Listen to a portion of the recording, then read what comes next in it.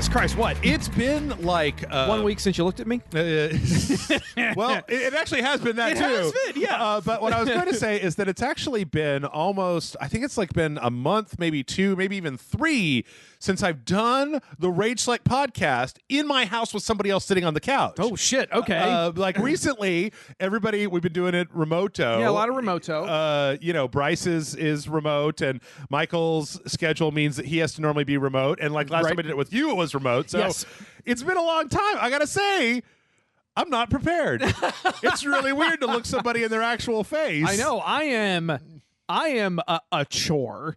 Well, I knew that when I invited you over. So welcome back, everybody, to the Rage Select podcast here on Rage Select. I'm Jeff. I'm Matt. And Matt, I swear to God. Yeah, what? What's up? Nobody's paying me. Nobody is paying me. Nobody's paying you. This is not sponsored content. Okay, I have a feeling I know where this is going. Okay, so last week I did some plumbing. I learned some plumbing off the internet. I fixed up the shower in my bathroom. Good. And I was like, so one of the problems with my bathroom was I was like going to order some new bathroom spray to like clean my shower, right? And then like.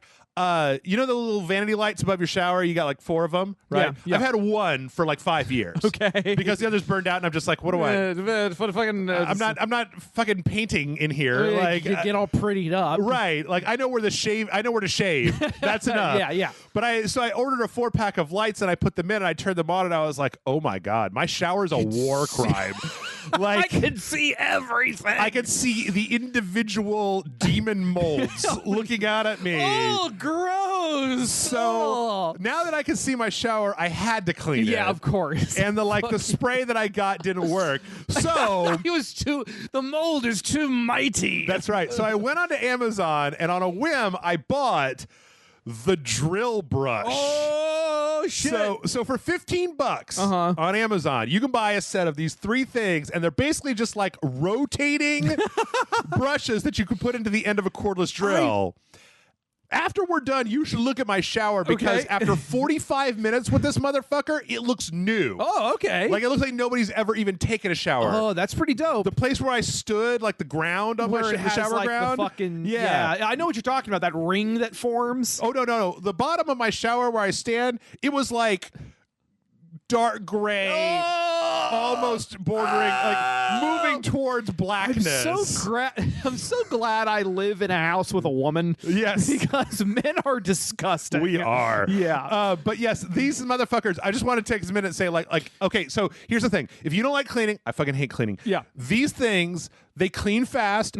I saw a review of somebody online that said like, it took about the same amount of time as when I would normally clean my shower, but the amount of cleaning that happened in that time was like 3 times the amount. Right. Yeah. Man, I got to get me one of those. It comes with these 3 different brushes. It comes with one for like corners. This is what we're talking about. Right? It comes with one for like big surfaces. It's like rotating. And this little polish brush, which is garbage and worthless. That's adorable. But they also sell they sell one for kitchens. They sell one for outside. Jesus. The thing is that they're only $15. So if you already have a cordless drill, and then the thing that I didn't realize is that, okay, you know when you clean, how it sucks? Yes. You know how you like get a sponge and you're like, and like a spray, and you're like, yeah. and then you're like, yeah. Well, here you get to go,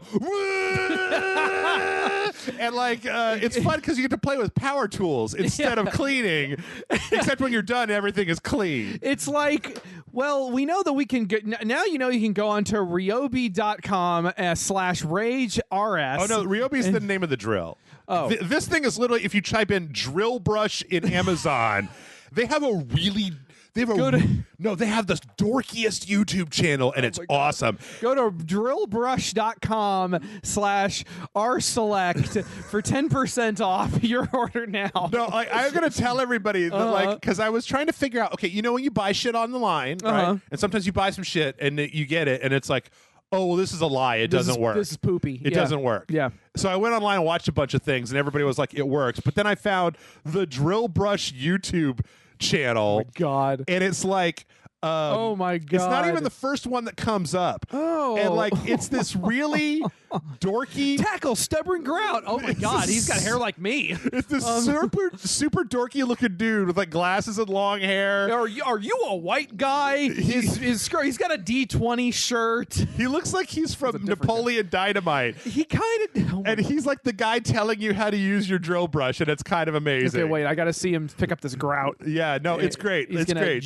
Wait, you got to work it in. He's telling you to use like a little bit of paste, because if you just like spray a bunch of cleaner and then you turn on a rotating drill, it just like goes everywhere because it slings it all out the sides. But like, yeah, it's great. Like, just with the black and white, it looked like one of those old commercials where it's like, are you ambulatory and can't put chips in a bowl? Oh, right. There's got to be a better way. Cracking an egg? Right. Who'd have known?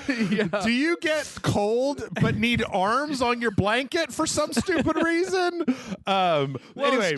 I got to say, this fucking thing is great. Okay. It's great. And it made cleaning my shower really fun, and it cost $15. And I think that $15 is enough to waste on something that even if I never use it again, it's like I've spent more on less. I've spent more on cleaning products and brushes and I like, just imagine Puppet Jeff like with a big bucket, and it's in black and white. It's got a bunch of cleaners in it, and I'm like putting my puppet hand to my head, and it's like boing, none of your cleaners work.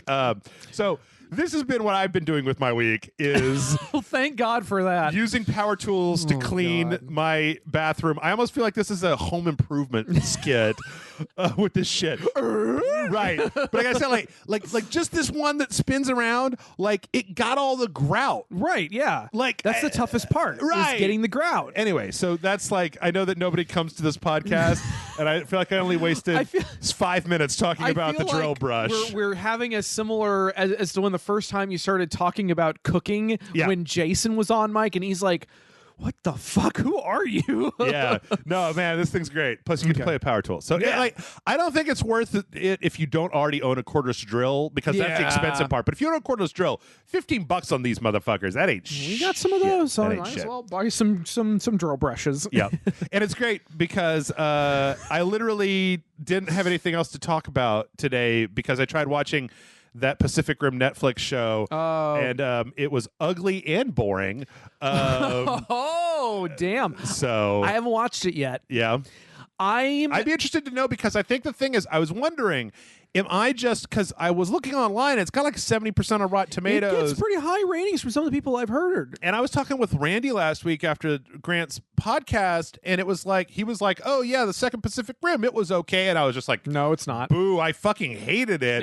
So I'm not sure whether I'm just like some kind of weird Pacific elitist. Pacific purist. I'm a West Coast elitist with my Pacific Rim. But I also really hate it when they do 3D anime and then they chop out a bunch of frames to make it seem like it's anime, when most anime is really well animated and high quality and doesn't frame skip like that. Like, I don't know about that myself, because I haven't watched it yet. To be perfectly honest, a lot of the ancillary Pacific Rim media has done nothing for me. Yeah, because as a quick thing, the Pacific Rim, the world building of Pacific Rim, I think is really cool when you get into the nitty gritty of interpersonal human relationships and the way that society has rebuilt itself around, like the fact that there are kaiju and robots and stuff. Right. Outside of that, though, it feels like kind of a small universe, because all the Jaegers come from one place. Yeah. And all the kaiju come from one place. Right. They're just things that are being spat out. And I mean, I'd be the first person to say that, like, the Jaegers in Pacific Rim have a great deal of personality. Yeah. The kaiju, on the other hand, have zero personality. They got real close with Leatherback and Otachi, the two that attacked Hong Kong. They got real close with them. But outside of that, they're just kind of all interchangeable. Yeah. Which is that docks points for Matt, because I like my kaiju to be unique and special snowflakes. Sure. And which is why the Godzilla Singular Point trailer, I mean, is this what it's like to have sex? I sure hope someone tells me, because it's just like, aren't you married? Nah, it's immaterial. Technicality, semantics. Short version, that is like, it's a 2D, 3D hybrid. You're doing some mild frame skipping every now and then, but for the most part, man, it's like, whoa, this is happening. Whoa, this is happening. Whoa, Jet Jaguar looked kind of stupid, but he's got a fucking spear scythe and he's killing giant spiders. Okay. So there's a new trailer? There's a brand new trailer that just dropped the other day. Oh, okay. And it's fucking like Godzilla's blasting his atomic breath everywhere. Nice. And Gyrus is like rampaging through the woods. Nice. Again, Jet Jaguar, he's a robot, and he's like fighting giant bugs. There's a big serpent that's biting Godzilla in the neck, and he's like, rah! And then there's a bunch of anime people looking dramatic, and there's intrigue, and a guy who kind of looks like Donald Trump. And guys, I want you to tell me if there's like a Patreon tier that we should add where like Matt explains kaiju. No, we're just gonna put the movie on, and then Matt's going to just explain. You're not gonna watch it. You're just gonna listen to Matt act out in an audio fashion Godzilla singular point from an audio play. I'd pay for that patron on edge, and I'm doing the thing. You pay to listen to yourself? Okay. Just kind of quiet. Yeah. The other thing that I did last week was I finally finished. I actually, after all of the anime people on the internet were like, watch Demon Slayer for 1,000,000 years. And I was like, no, I don't want to. And then my dad watched Demon Slayer. What? And I watched the first 2 episodes to try to figure out like, oh, what other anime can I turn my dad on to? And then like I gave him a few and it didn't work. And I was like, I guess I just need to watch the rest of this. Hey, Matt, the number 1 highest grossing anime movie of all time, the series that's based off of, it's pretty good. Okay. It's pretty watchable, motherfucker. All right, okay. No, Demon Slayer's great. Everybody should go watch it. It's on Netflix and Hulu and Crunchyroll and all that bullshit. It condenses all of the normal anime stuff into like super fast, super on point. It's like they took every previous anime and cut every moment where you were like, I wish we'd just get to the next episode. They're like, nope, here it is. All right, then fuck you. So that's cool. I've heard a lot of really good things about Demon Slayer. My fondest memory associated with it though is when I was at a little con in a tiny little town in like the Japanese countryside. And the best cosplayers there were a little boy and a little girl, and they were the 2 main characters from Demon Slayer. They were perfect cosplay. But yeah, well, that's cool. I'll have to check that out. Cool. I've been working. Yeah. I can't talk about any of it. Okay. Because all of my deadlines are March, apparently. Well, that's okay, because I feel like we have a potential opportunity this week, Matt. These news stories are not the most news stories. So it's possible that we might be able to do a fair number of questions. Woo. And because nobody sends in questions anymore, it's possible we might do all the rest of the questions. Oh, fuck. So let's go. All right. All right, let's talk about video games. Okay. So our first story is the kickoff into kind of a bunch of weird nonsense news, which is that the European Union has given permission for Microsoft to go ahead and acquire ZeniMax. Which that deal was already like way done over here, but like, you know, you got Worldwide Studios. Like they're I swear I actually did look at the news or items you sent me, just not all of them. That's all right. That's all right. So the big thing is that what I didn't actually realize until I watched the hour-long circle jerk that we'll get to is that ZeniMax is okay. So Bethesda and all the associated studios with ZeniMax, like not id, but there's like a bunch of them that are overseas or in different places. Like Tango Softworks that does Ghostwire or that's doing Ghostwire, and they did Evil Within. They're Japan based. Okay, yeah. I think there's a few in Europe. I didn't actually know this, but apparently ZeniMax. I've been thinking for a long time that ZeniMax was like a company that acquired Bethesda, but like Bethesda just made ZeniMax as like the ownership arm to acquire other studios. So it's weird. I went down a whole rabbit hole because I got in this weird mindset about how I find it really strange. This is a good segue. I find it really strange that Bethesda, like they had the sizzle trailer that they put out for their hour-long circle jerk, and it's just like Microsoft and Bethesda coming together, and it's this cute little trailer where it's like the different characters from Microsoft properties and Bethesda properties like interacting with each other a little bit. I did watch this. I thought this was really cute. Of like the Gears of War guys, they're seeing Dishonored and Skyrim and Fallout and on like, a bunch of something's coming, and then yeah. Like, and I really wanted like Doom guy to be hanging out with the Cogs. That would have been cool. But it was really weird to me because I was thinking about how like I'm so old, right?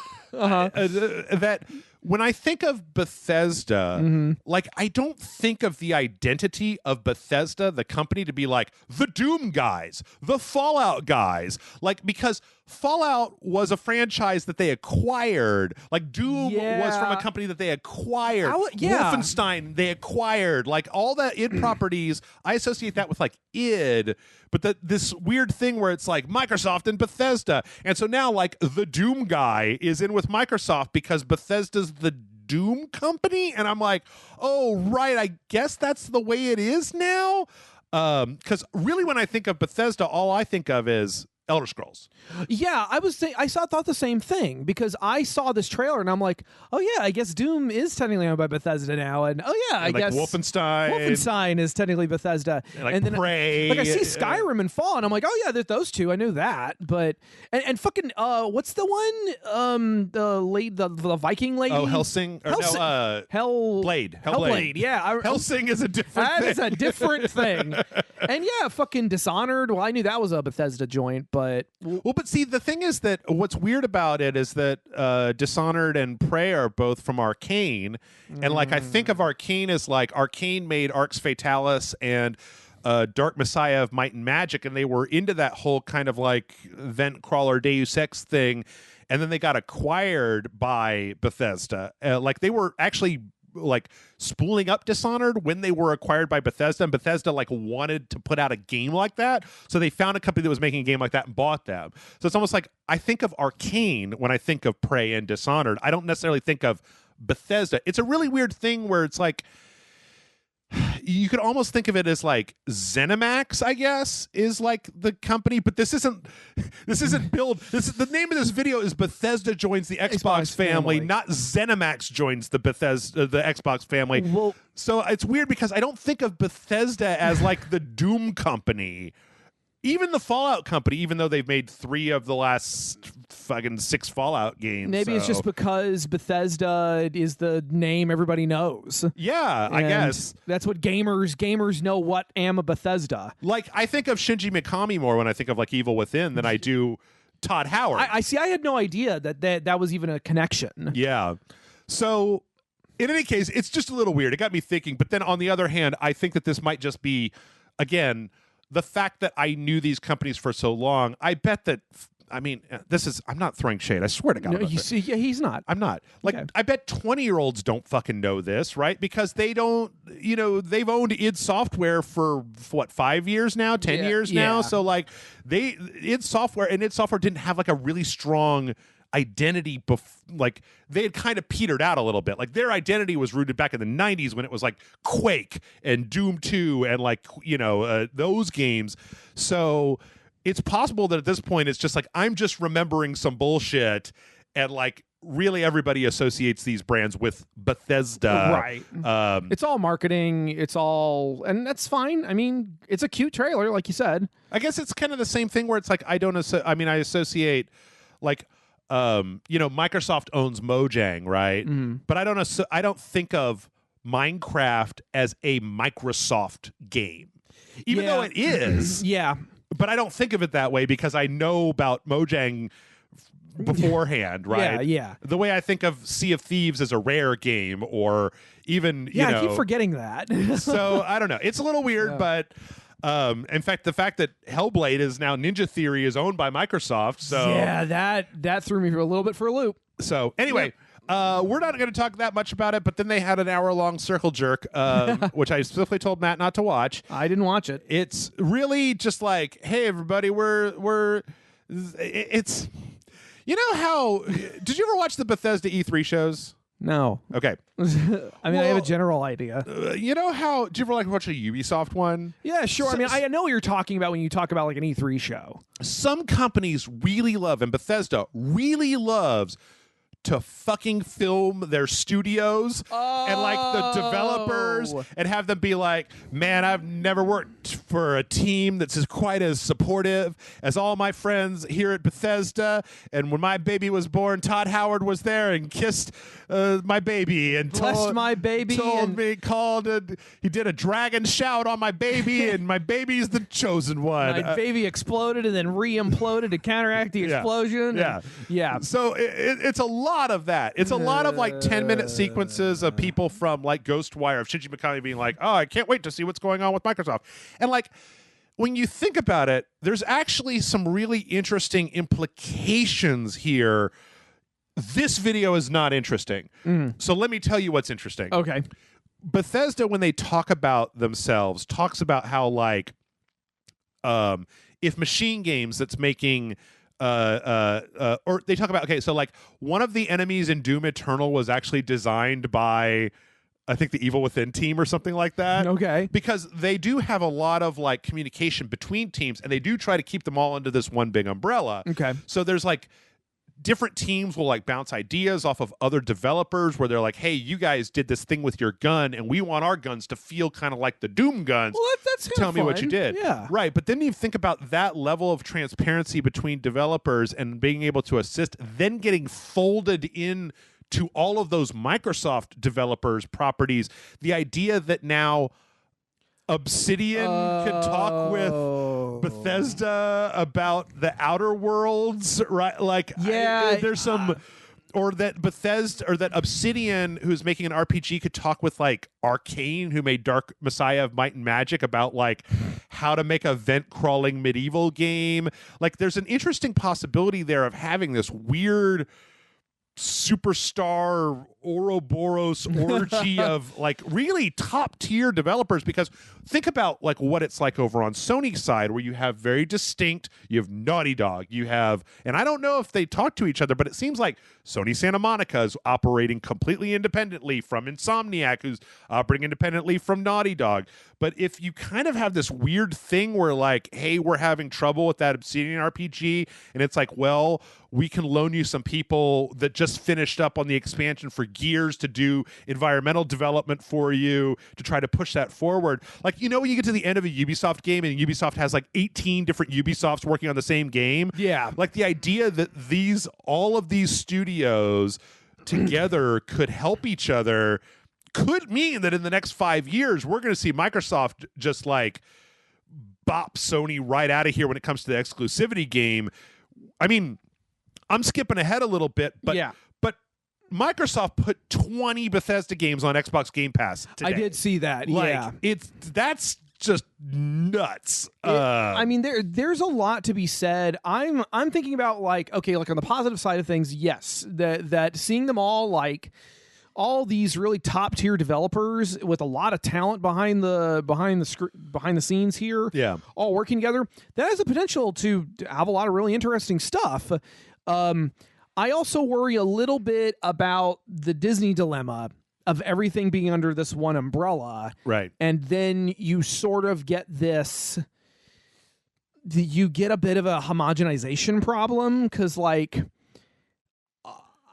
I don't know. I feel like a lot of especially in the Disney live action realm, a lot of that stuff kind of goes through the same filters. Okay, I can see that. And as a result, I was thinking about Disney games, which pattern is buy a developer, make an unrealistic expectation. They put out a game that meets that expectation. It doesn't sell well enough. Dissolve that studio forever. And oh shit, okay. I mean, they could do that anyway. Yeah. But I'm specifically thinking about like how Disney handles their movies and how like, well, you know, it has to be done by this date, and it has to go through these filters, and you have to have this in it, you have to have this in it. And well, there's actually, I mean, like we had a story a little while back that Microsoft is like not absorbing Bethesda. They're keeping the company Bethesda like intact. It's just like they have an exclusive relationship with Microsoft. So instead of like absorbing Tango Softworks into the Microsoft family, they're just fully partnered with Bethesda. That makes a little more sense. I see what you're saying in that respect. So it's not quite the same thing. No, So I don't know. Like, it'll be interesting to see, because the thing is that we once again kind of got this weird non-answer. They talked about because, okay, the biggest question moving forward, right, is there are a lot of fucking Bethesda games that a lot of people on a lot of different platforms, but specifically PlayStation, play. People on PlayStation play fucking Skyrim and, you know, Fallout and all that bullshit, right? Right. So, like, it comes down to this weird conundrum of, like, there is a world that exists where the next Elder Scrolls game is an Xbox PC exclusive. Oof. But there's also a world that exists where you buy the Elder Scrolls 6 on your PlayStation and load it up and get a Microsoft logo before the Bethesda logo before you play Elder Scrolls 6 on your PlayStation 5. Because, like, that way Microsoft gets a cut of PlayStation sales of the next Elder Scrolls game. That's kind of fucked. So, like, either way, it's kind of like whoever wins, we lose. Yeah, no, it's kind of like whoever wins, Microsoft wins, right? Right, yeah. Like, they're either going to get a chunk, because already Deathloop and Ghostwire Tokyo are PlayStation exclusives. So, and they've already said they are definitely honoring that. Like, right. So, I mean, my whole question is just like, when I load up Deathloop, is it going to say Microsoft presents a Bethesda production? But again, they talked about how, like, what they said that I think is the most important here is they said, like, this is Phil Spencer say, we have games that exist on other platforms, and we're going to support those games on the platforms they're on. There are communities of players, and we love these communities, and we'll continue to invest in them. And even in the future, there might be things that have contractual things or a legacy on different platforms. But if you're an Xbox customer, the thing I want you to know is that this is about delivering great exclusive games for you that ship on platforms where Game Pass exists, and that's our goal. That's why we're doing this. That's the root of this partnership that we're building, and the creative capability we'll be able to bring to the market for Xbox customers is going to be the best it's ever been for Xbox. Because there's also, like, again, I have a really hard time with this, because the thing is that I don't really think in these terms anymore, but, like, as a person who spends money on games, right, every Bethesda game is probably going to be on Xbox Game Pass, which is like $15 a month. Yeah. So, like, if you combine every game that Microsoft puts out, that Ninja Theory puts out, that Obsidian puts out, that Bethesda puts out, that id Software puts out, that Tango Softworks puts out, that Arcane puts out, that Machine Games puts out, I'm even missing that Rare puts out, like, and those are all included in that subscription. Like, when Game Pass first launched, it was like there was a little bit of stuff, and I remember joking early on about how, like, well, oh, okay, so every game that Microsoft puts out is going to be free on Game Pass. What's that going to be, like 3 mediocre games a year? Lol. But, like, this lineup I saw it, is redonkulous. Like, that's the sort of thing where you could afford to put those games out on the other platforms, make PlayStation people play for it, and then put them on Game Pass to get people to buy Xboxes who are just like, I just want to pay $15 a month and then just play a bunch of video games. And it's like, well, here's like all of the things, 30% of the market. Like, I mean, yeah, really, it is. This is really reminding me of when you first told me about how they were doing Game Pass moving forward, and how they were doing this $15 a month. You get this fuck shit ton of games. Yes. And especially with all the different versions of Xbox, those versions of Xbox they were putting out, that ones, there was the one that was like, I can't fucking keep all this shit straight, but I know you do. I just remember the one that was like, it was the smaller version of the Xbox Series Slim. S. The new one, the Series S. The new one, yeah. That just does 1080. Yes. Yeah, the one that I think it's just streaming. Yes, it's download only. Yeah, it's discless, and it's there for a machine this. For this. Yeah. And I'm thinking like, yeah. If you were just looking to play and if these were your because all these games are the kind of games that there's a lot of gamers who just play these games. Yeah. Or rather, this is the majority of what they play. So, I mean, Yeah, man, I can definitely see. I'm not a businessman, but I can definitely see a lot of $300 too. Oh my god, $300 for a Series S and $15 a month for Game Pass, and I think you get like a year of Game Pass for free when you buy it. I mean, Microsoft is putting a lot of chips in that on those numbers on Game Pass. Yeah, on Game Pass. And so I think that at the end of the day, I think that what's going to happen is there are going to be a few timed and platform exclusives from Bethesda for Microsoft, but I don't think it's going to be Elder Scrolls 6. I don't think it's going to be Fallout New Vegas 2 or whatever, right? Like, I think that the big ones are still going to go multi-platform, right? But then the smaller ones, and the library. Right. So then the thing is that, Game Pass gets you a way to incentivize people to buy the Xbox, but because you already own a chunk of them, you're still going to get some profits from releasing it on other platforms. So with the big stuff, because the other thing is that, like, when you talk about, there is a weird risk for Microsoft here, where if Microsoft buys Bethesda and then moves too aggressively, Microsoft will get the narrative will be Microsoft ruined Bethesda. Right. So if Elder Scrolls 6 is platform exclusive to the Xbox, that will it'll piss off a lot of PlayStation people. Who knows whether Microsoft cares about that, but it won't be good for them PR-wise. Right. It'll look kind of shitty for them. Right. Now, on the other hand, everybody needs to remember that, like, Fallout 3's DLC were timed Xbox 360 exclusives. Like, I wanted to play The Pit and had to wait for 3 or 4 or 5 months. Like, Grand Theft Auto 4's DLCs were Microsoft exclusive when they came out. So I just think we're going back into the thing, like, these two new systems are somewhat similar in capability. It's like I've always been saying, it's going to be the games. It's going to be like, who has the games that you want? Do you want to play Ratchet and Clank? Do you want to play Starfield? Like, or do you want to play Ratchet and Clank? Because the other thing to remember is that Game Pass works on PC. So, like, you get all this shit on PC as well. Like, either way, Microsoft's got your fucking money. Yeah, so they've done a really good job. Like, Microsoft, like Bethesda, Xbox, the brand, I felt like was kind of floundering there for a while. Yep. And this is they've made some heavy moves. This is a shot in the arm. Yeah, and not just that, but I mean, like, we have to remember they're putting Kingdom Hearts on Game Pass. All the Yakuza games were on Game Pass. Like, Microsoft has really been incentivizing people that have an Xbox that, like, you may not get to play Spider-Man, but you'll get to play everything else, and you'll get to play it, like, cheap, like real cheap.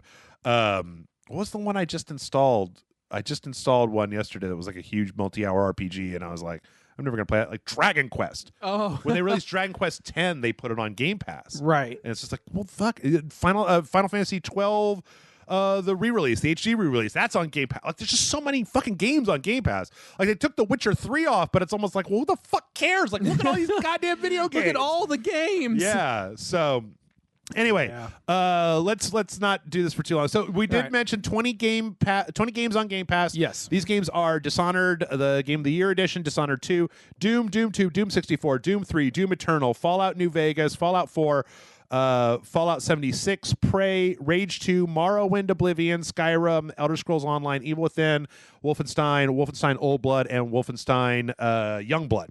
Goddamn. Yeah. That's a lot. Now, it's worth noting just very briefly that, like, New Vegas is the Xbox 360 version of New Vegas running in backwards compatibility mode, but you get it. You still get it. You don't have to pay for it, right? Right. The same with things like Morrowind, right? There isn't an Xbox Series X version of Morrowind. Yeah.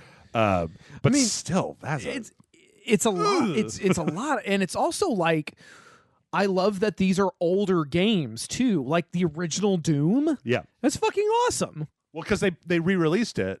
Like, in a pack, I think it was like last year, they released Doom 1, Doom 2. Oh, I remember that now. Doom 64. Yeah. They had a whole controversy because they wanted you to you couldn't launch the game without logging into your Bethesda.net account. That's actually the thing I hope more than anything is that Microsoft gets rid of the fucking It's like, all right, Bethesda, we're going to take all that and we're going to throw it in the garbage. Yes. So you don't have to beg for money anymore. We make Microsoft we make Windows 10. All right? Like, everybody pays us all the fucking time whenever they buy a computer. They don't even realize it. Yep. So in addition to that, the Xbox Series X, this is the weirdest fucking story. All right. Got a browser update. They got an Edge browser update that allows it to run on a Chromium core, which allows that browser to access GeForce Now. And I believe I saw another story where it said that there's the potential for it to access Google Stadia. So technically, Matt. GeForce Now accesses your Steam library to let you play PC games streaming in a browser like Google Stadia, right? So, using that technology, you should be able to also potentially play your entire Steam library also on your Xbox. Oh, my God. And in the most roundabout, fuck your brain thing of all time, that means that because Death Stranding released on Steam, you could stream Death Stranding through GeForce Now on your Xbox Series X and play Death Stranding on your Xbox. You want the most roundabout, complicated way to play video games? Oh, no, wait, Matt. Remember cartridges? I'm not done yet because this is the stupidest one. Okay. So technically, Xbox Game Pass comes with xCloud, which is the Xbox streaming game equivalent to let you play Xbox Game Pass games on your phone through a browser. Well, that means that you could technically stream the Xbox version through the Xbox browser to your Xbox and play Xbox games through 8 different layers of bullshit, and it would be completely stupid and redundant, and I'm sure that a bunch of people have already done it on YouTube. Having a stroke. Jesus Christ. Yeah. Okay. That's just a little FYI for everybody. Good. Very weird. Good. Very weird. It just goes to show, you know what it goes to show is all this goes to show that like this shit is fast approaching singularity where it's all just the fucking same thing and we throw our browser wars away and link arms in happiness. Yeah. Unless you have a Nintendo console. Unless you like Nintendo, then you're fucked. Nintendo will never let you go. But they will never give you your freedom. Nintendo also has a theme park, but we'll get to that. Well, that's true. That's true. In other game streaming news, Watch Dogs Legion, which is on Google Stadia, will allow you is bringing their online mode. To the applause of no one. I was gonna say, did that ever come out? Oh fuck yes, it did. Oh, okay, I forgot. I tried real hard. Chris and I started the game up, and we found a social media influencer to be our main character. Oh no, we call her Magna Magnets. Oh, and she was the best. But I'm not playing that game because fuck that game. Okay. So anyway, this means that Watch Dogs is opening up a free roam open world co-op where people can go with their friends and play Watch Dogs Legion with their friends. Friends don't let friends play Watch Dogs Legion, but I'm just co-op missions for up to 2 to 4 players and a PvP mode, which is actually not like people shooting each other. It's a spider bot arena deathmatch. Oh, I remembered that from the announcement. Yep. It looked dumb. And then there's also some single player bullshit that's coming in, and it's just fucking horseshit. I realized the other day what it was. What was that? Is that I'm not interested in playing unnamed Ubisoft protagonists. I like the games when they have a protagonist. Right. I like it when they have a character, and I don't want to make my own character. I know that other people probably do, but I'm 42 years old, and I want you to just tell me a fucking story about somebody. Yeah. I don't want to have to fucking make up a story about my guy that looks like me in my fucking game.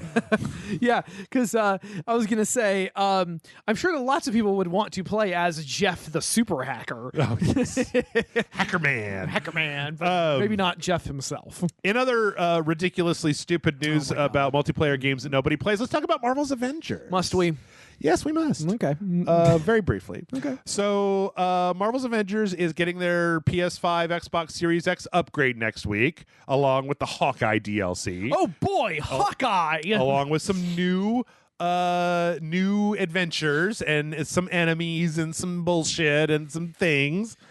How they managed to fuck this up so much, I don't know. Yeah, well. I mean, did you see the story last week where, like, Crystal Dynamics came out and said that basically they're making the grind harder. I did hear about that. I heard Jim Sterling yell about it for 20 minutes. Because they were like, we think that players will be confused because they'll level up too fast. That made my head hurt. Or I was like, you Flames? You want mate? You want mate? I got oh no, I've gone cross-eyed. Like it's that. Yeah. It's just. Yeah. I'm sorry. I blacked out. Did you say the title of this story that we're talking about yet? No. All right, say the title. The of the other story thing, so I can yell about it. which is the only thing that I think is actually a good thing, is that you can now finally go back and replay the single player campaign if you would like to do so. Why was this not? So okay. Excellent question, Matt. Why was this not? And why has it been like 8 months to get this? So I need that right. That just raises further questions. like, okay, my question is, did you have to delete your save file or something in order to replay the campaign? Yes. You could not go backwards. You could not go backwards, and I don't believe you could start a new game or you had to like literally start a new game. Right. Which I think a lot of these, they don't ever think about it. Like, I'm not trying to bring up old wounds, but like I decided at one point that I might be interested in retrying Genshin Impact because everybody loves it so much, and I realized that there was not a like new game option. And I was like, I would like a new game option, please. And they were like, there isn't one. And I was like, well, then I'll go play Pitfall on the Atari 2600. Thank you very much. There's a new game option there. Yeah. But no, there wasn't. And I know this because Genshin Impact has a lot of good porn. I got really paranoid when I was going to go record the dojo because there are games like this that are online only, and they don't give you the ability to kill your online save. And if you start the game, they just always revert to the online save. They don't let you continue. You literally have to like unplug the game, and then it's like, oh, you're not online. You can't play this. So, because let me get back to the point. Okay. Stupid ramble, Jeff Brain. The single player campaign is fun. That's what I remember you saying that, and it's one of the things I had kind of wanted to try. Was I was like, I wonder if this is fun because I like what I saw. Yeah, I liked. I watched you guys play it, and I'm like, oh, Kamala seems cute and fun, and it's on PlayStation Plus right now, I think, or something. Probably. I just.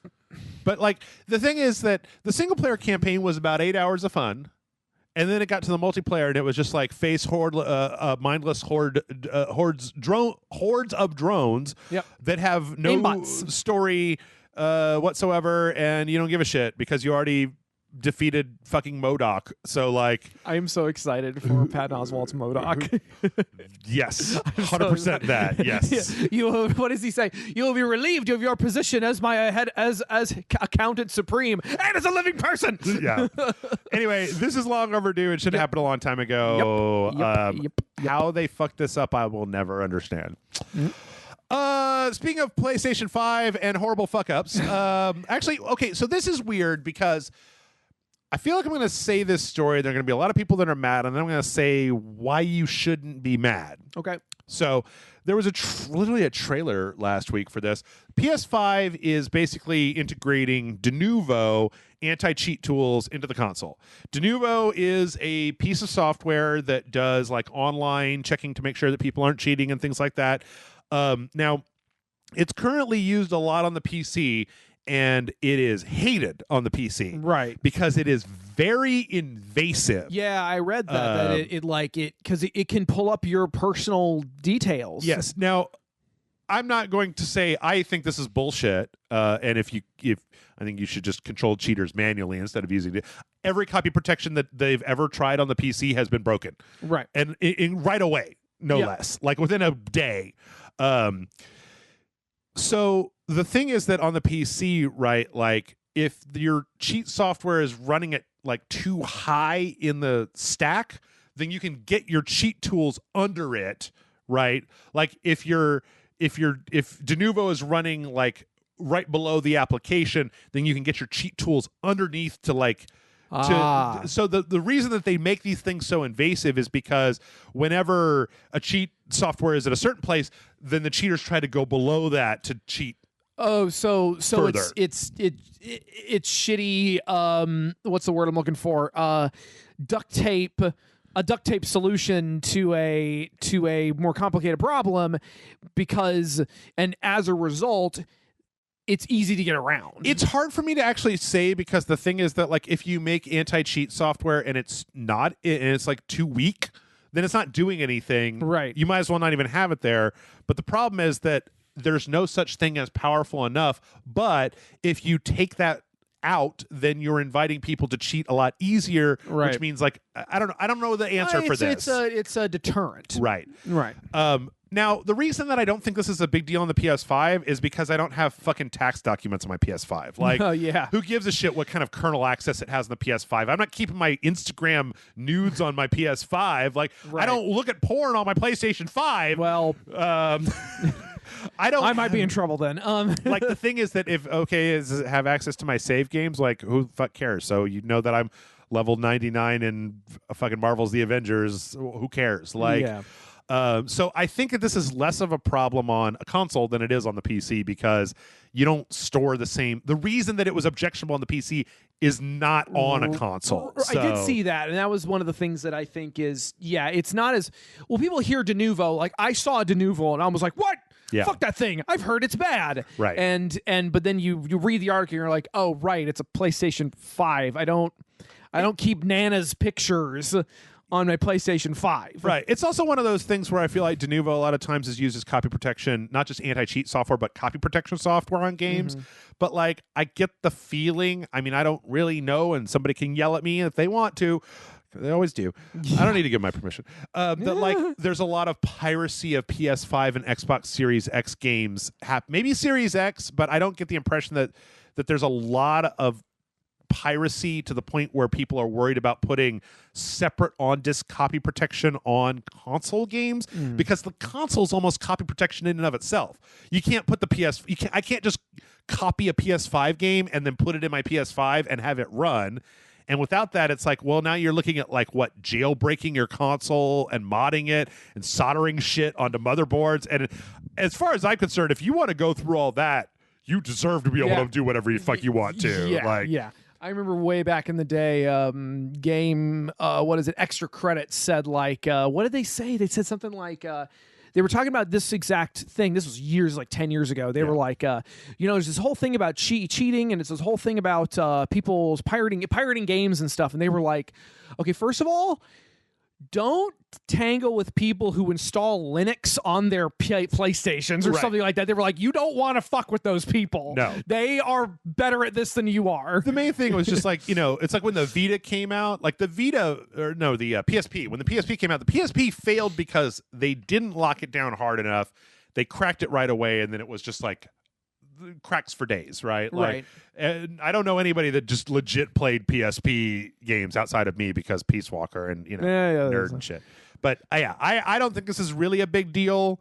I don't know if you disagree. You can tell me. I mean, like, I get if people are just like, well, I don't like de novo as a company, so I say boo. I'm like, all right, that's legit. Like, do whatever you want to. Yeah. But I don't think most people are even going to know that this happens. Most people are not, I think.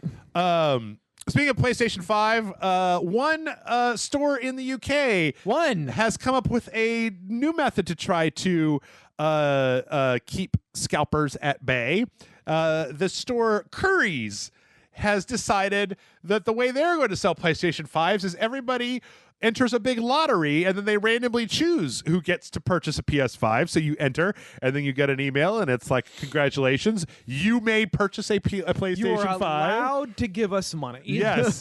That's where we're fucking at now, people. I think that the scalpers are making a terrible mistake at this point, because I believe they've gotten to the point where, like, various state and, like, country governments are trying to address the complaints of their constituents that they can't fucking purchase the thing in the capitalist society because the asshole keeps buying it before it even goes on sale at Target. Hey, free market, is that you? Free market, please help me, free market. Yeah, like, I think, and then this gets into a thing where, I think that they might be pushing their luck to the point where it's like, we're gonna start seeing like where you can't.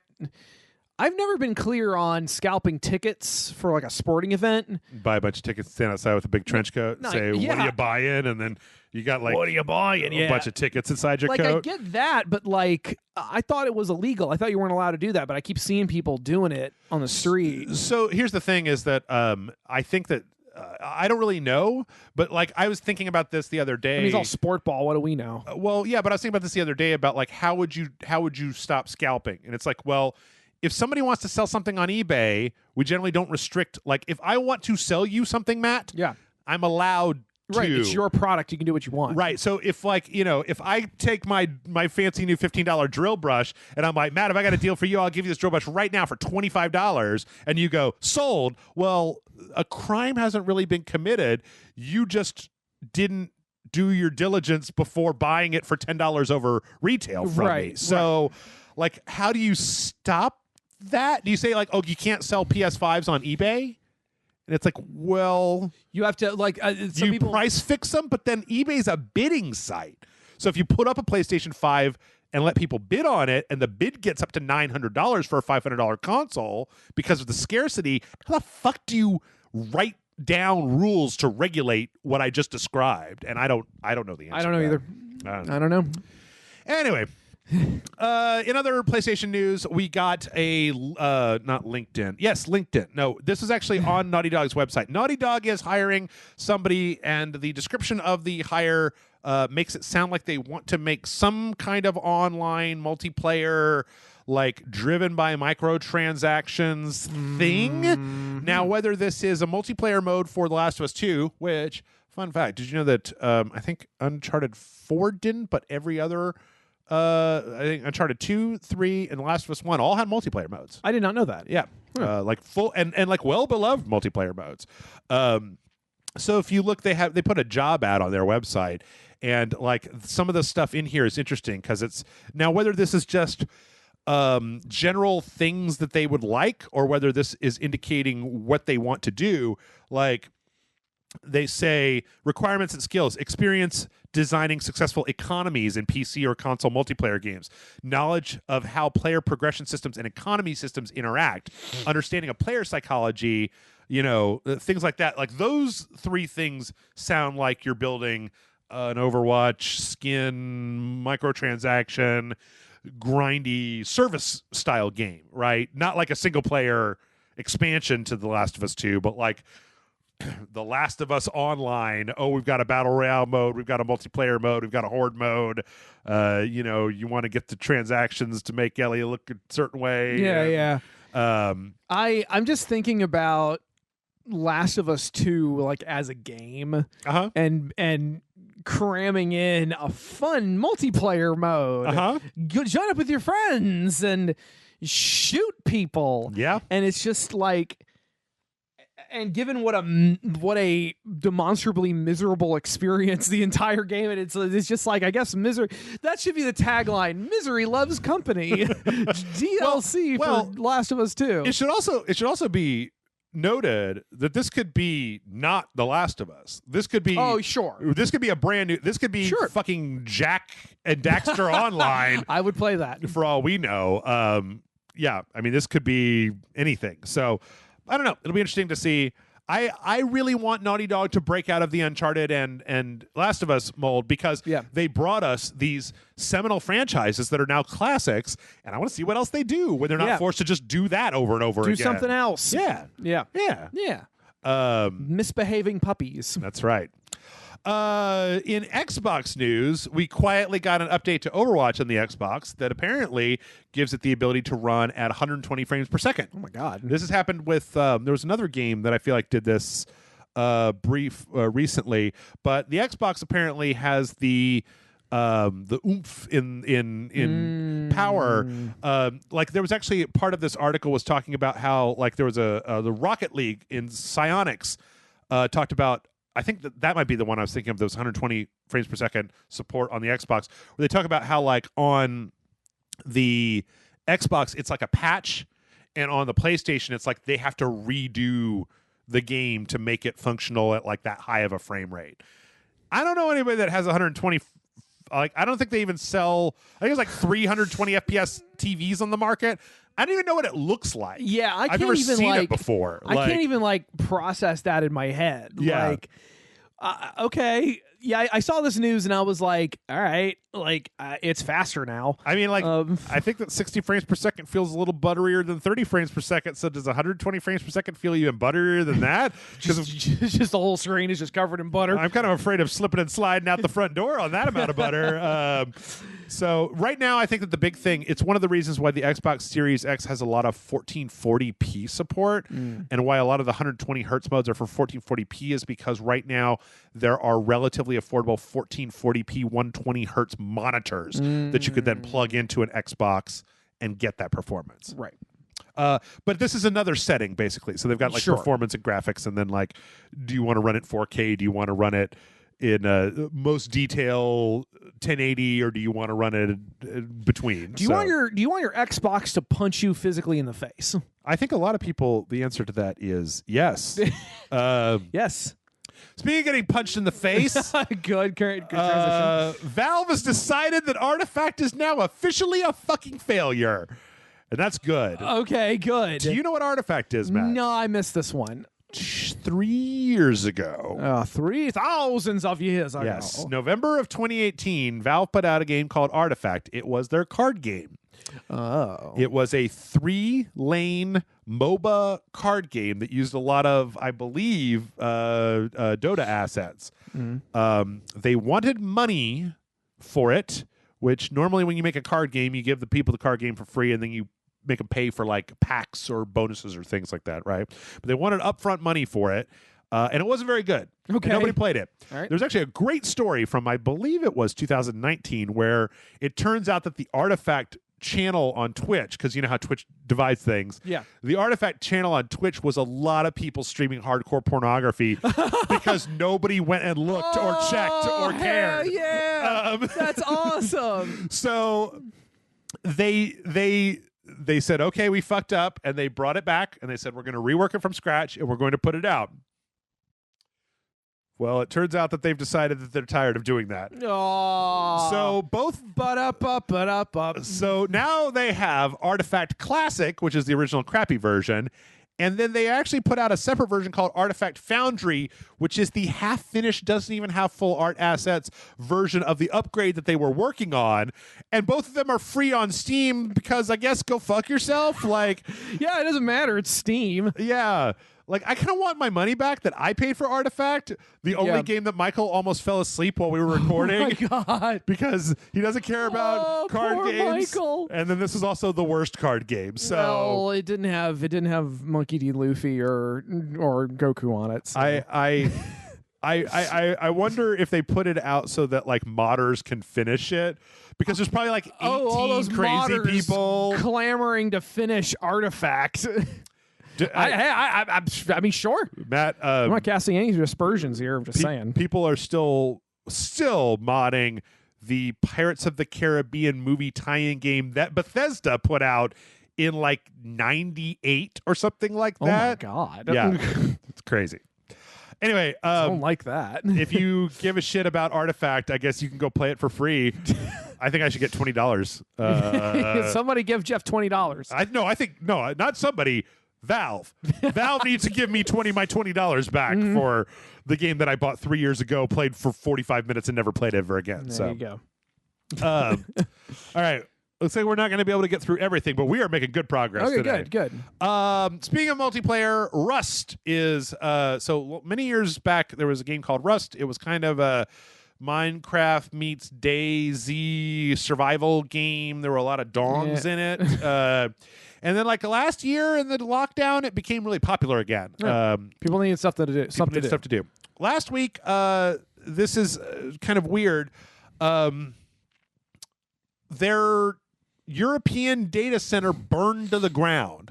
Yeah, it was apparently thanks to like an unrelated office fire from in a different building or something. Actually, there's been an update since then. Oh, and they're relatively certain that it was because of a UPS, a universal power supply. Oh, that one of their UPSs was apparently serviced that morning, and that UPS seems to be the starting place of the fire. Oh boy, the UPS exploded. This is also not like Rust's data center. This was like a huge data center. This was like a data center that was hosting more than just Rust.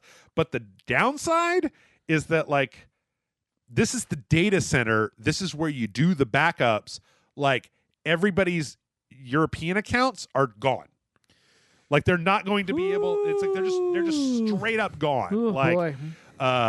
So fortunately, let's put this all in perspective. Nobody was hurt.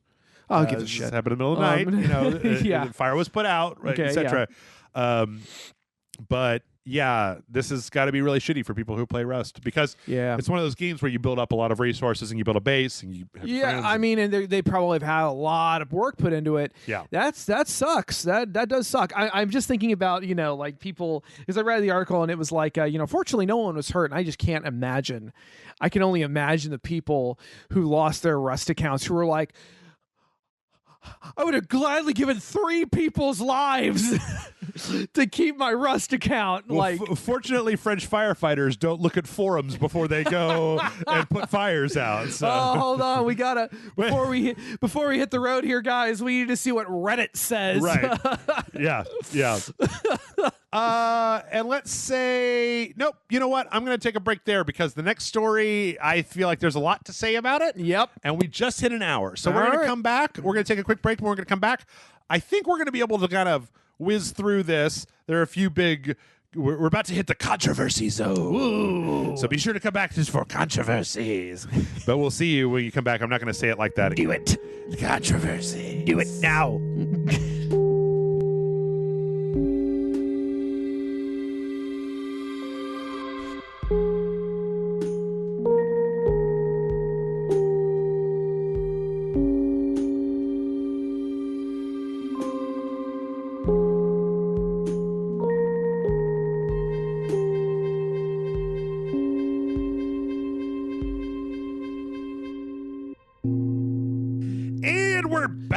Oh God! And Matt, I have a question for you. Uh-huh. I not a question. I have a demand of my body to make on the air. What? Now that I can see my face in the mirror, I'm like, Beard, would you just go all the way gray already and stop pussyfooting around? It's like I got like down on my chin it's gray and on my side it's gray, but then everything in between is just not. And then the other day I found a little red hair in my beard, and I was like, whoa, just no, do that. Ginger. Yeah. Like, I'm the only white man that just turned ginger when I was like 45, and I'm like, I'm a Viking now, I guess. Yeah. So anyway, I feel the same way because I've got the one patch on my left side for a really long time. Yeah. I'm starting to get in over here on the right side. The problem is with the amount that I have, like, you can now tell that it's a disheveled bunch of hair on my face. It doesn't just look like a cool chin strap or like a COVID mask or something. It's like, oh God, that guy doesn't have his shit together at all.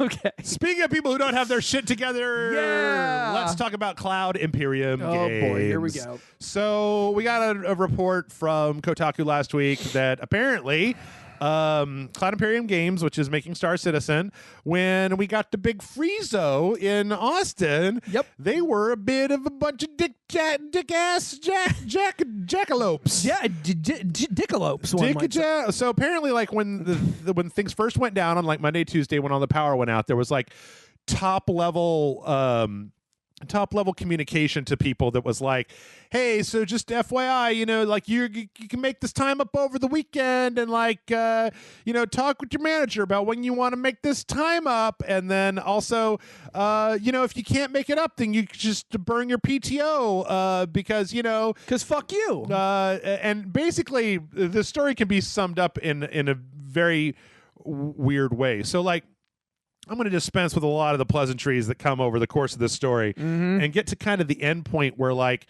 eventually the upper management said, like, we didn't realize how bad this was. We thought that the people in Austin just like wanted a snow day.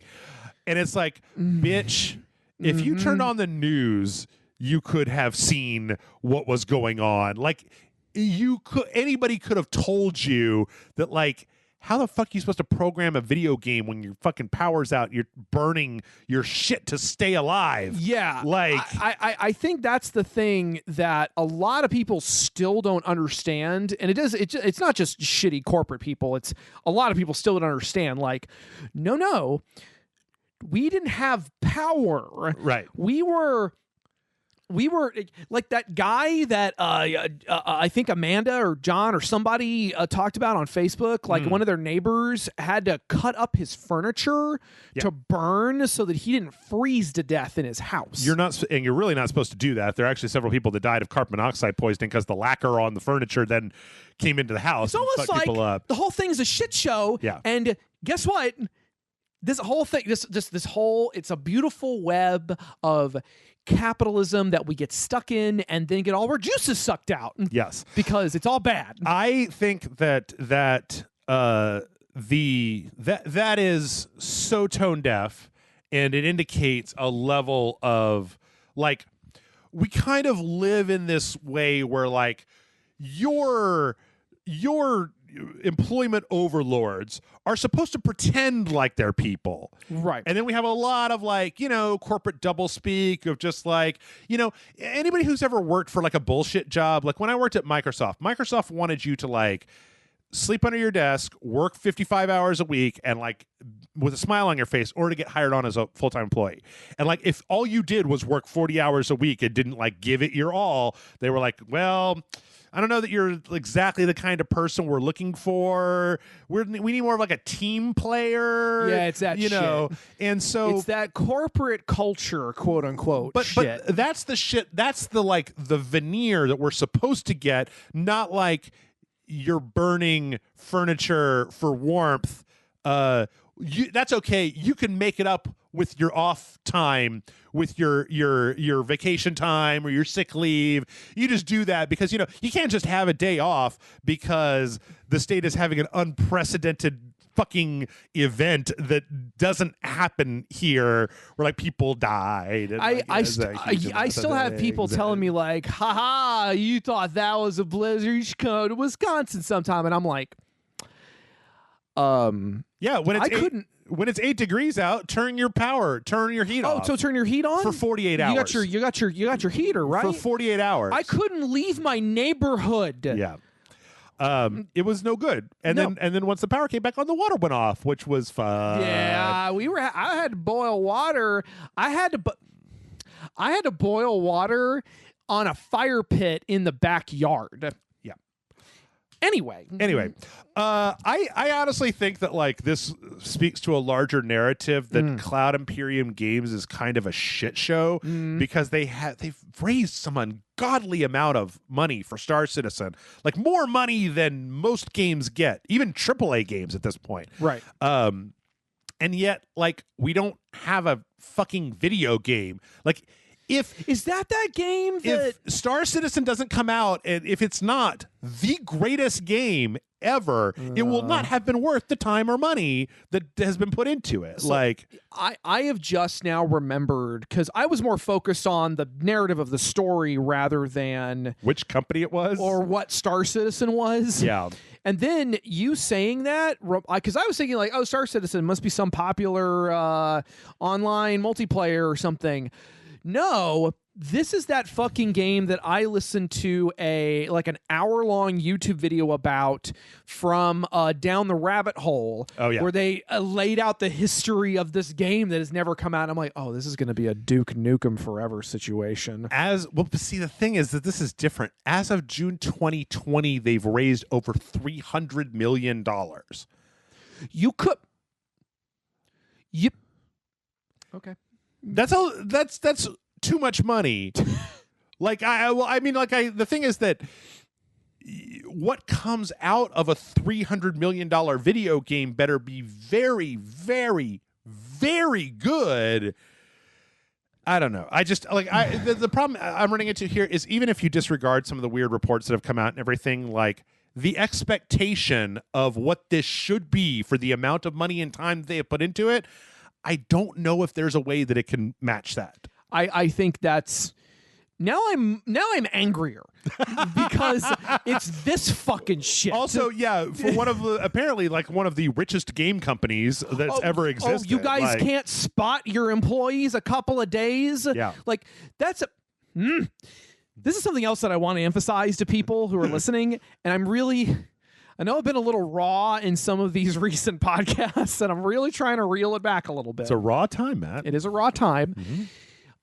People in Texas, in some cases, have been dealing with actual PTSD from this, because there are people who are like, people are talking about this, are like, I spent like a week worrying about leaving my heater on for too long. Right. Or whether or not I'm going to wake up in the middle of the night and my power went off and I'm freezing. Well, because am I going to be able to finish cooking dinner? The narrative for anybody who lives somewhere else, who I wouldn't expect to have to be following this, but the narrative from ERCOT the day before was like, well, you guys are using so much power that it's going to crash the grid. So everybody needs to make sure to put their thermostat at 68, right, to turn off everything but one light in your house, right, not use like power intensive things. Right. So like the narrative early on was that you did this. The problem was that you used too much power. It wasn't until later that we got like, oh, well, the fucking natural gas that creates the power wasn't weatherized correctly and the pipes froze, and so you couldn't run the gas to run the generators to make the power, and that, you know, the grid is set up in such a way that like you, in order to keep like the police dispatch and like emergency services downtown, you have to keep all of Austin downtown lit up like fucking Christmas, like skyrise off. Anyway, this is going in a I was going to say, I'm wanting to go down a rabbit hole about like, it's almost like the bullshit of the reduce, reuse, recycle movement, which is like, you have to do your part. We'll keep clear cutting forests, but okay, you know what? Yeah, we're in the weeds now. The one thing I did want to say is that I do very much sympathize with that, because I don't know if it was just the amount of like physical labor that I did in hauling wood, in melting snow, in moving water. But like the week after that, when things were back to normal, I was exhausted. I couldn't get enough sleep. Oh, yeah. Like no matter how much sleep I got, I would wake up and I was exhausted. And I finally, you and I had talked a little bit about how like, I'm not entirely convinced that this isn't like a mental thing where like, my brain was in this high stress survival mode for like 5 days straight. And that now I'm just like, ugh, like I can't do anything. Morgan and I were the same way. Everybody I knew, a couple of people. Anyway, we need to move on. Anyway, well, that's not. We're not done with the bad news parade. We got a lot of bad news. So COVID. Mm-hmm. Apparently, Capcom, and this actually happened last. I think it was last year, like late last year, early this year. Capcom apparently forced kind of can I use it in this is one of those horrible things. It's kind of tiered. So let's go through this. Okay. Capcom had a big hack right last year where all that information from Capcom came out about their upcoming plans and games and what games were coming out, et cetera, et cetera. Well, this led them to a position where they got really cagey about letting people remote in because they didn't know where the breach happened. So they basically said like, hey, you have to come to the office even if you don't feel comfortable, you know, with COVID. Now, I'm just going to say very briefly, to Capcom's credit, they did say in one of their responses that they like staggered the people that were in the office, and they did temperature just tell checks. Everyone to come in. Right. Yeah. They wanted masks and social distancing, and like it wasn't just like everybody it wasn't like a bar opened in Houston, right? Like they did take some things, but still spit in my mouth. Right. Yeah. But it was a little bit like because the same thing kind of happened with CD Projekt Red. After their hack, like they had to cut everybody out of the system to try to figure out like how did this happen, right? Because if they left that door open, it could just happen again, right? But still scratch up. The thing, I guess this may be a bit racist of me. Oh, no. But I get the impression from the stories that I read that the corporate work culture in Japan demands more sacrifice from employees, and that you're not allowed to be like, man, go fuck yourself. I'm not coming to the office. Are you kidding me? It's fucking COVID out there. I live with my goddamn grandma. She's gonna die. I can't come in there. That's not what you do in Japan. That you do this weird like suck it up and sleep on the train, and you go in because your identity is tied to working and like you really hard. So you are 100. You are not racist at all. That is just the way it is. Because I mean, a lot of that ties back to the 80s when being before the 80s, in the 60s and 70s, when being a salaryman was aspirational. Right.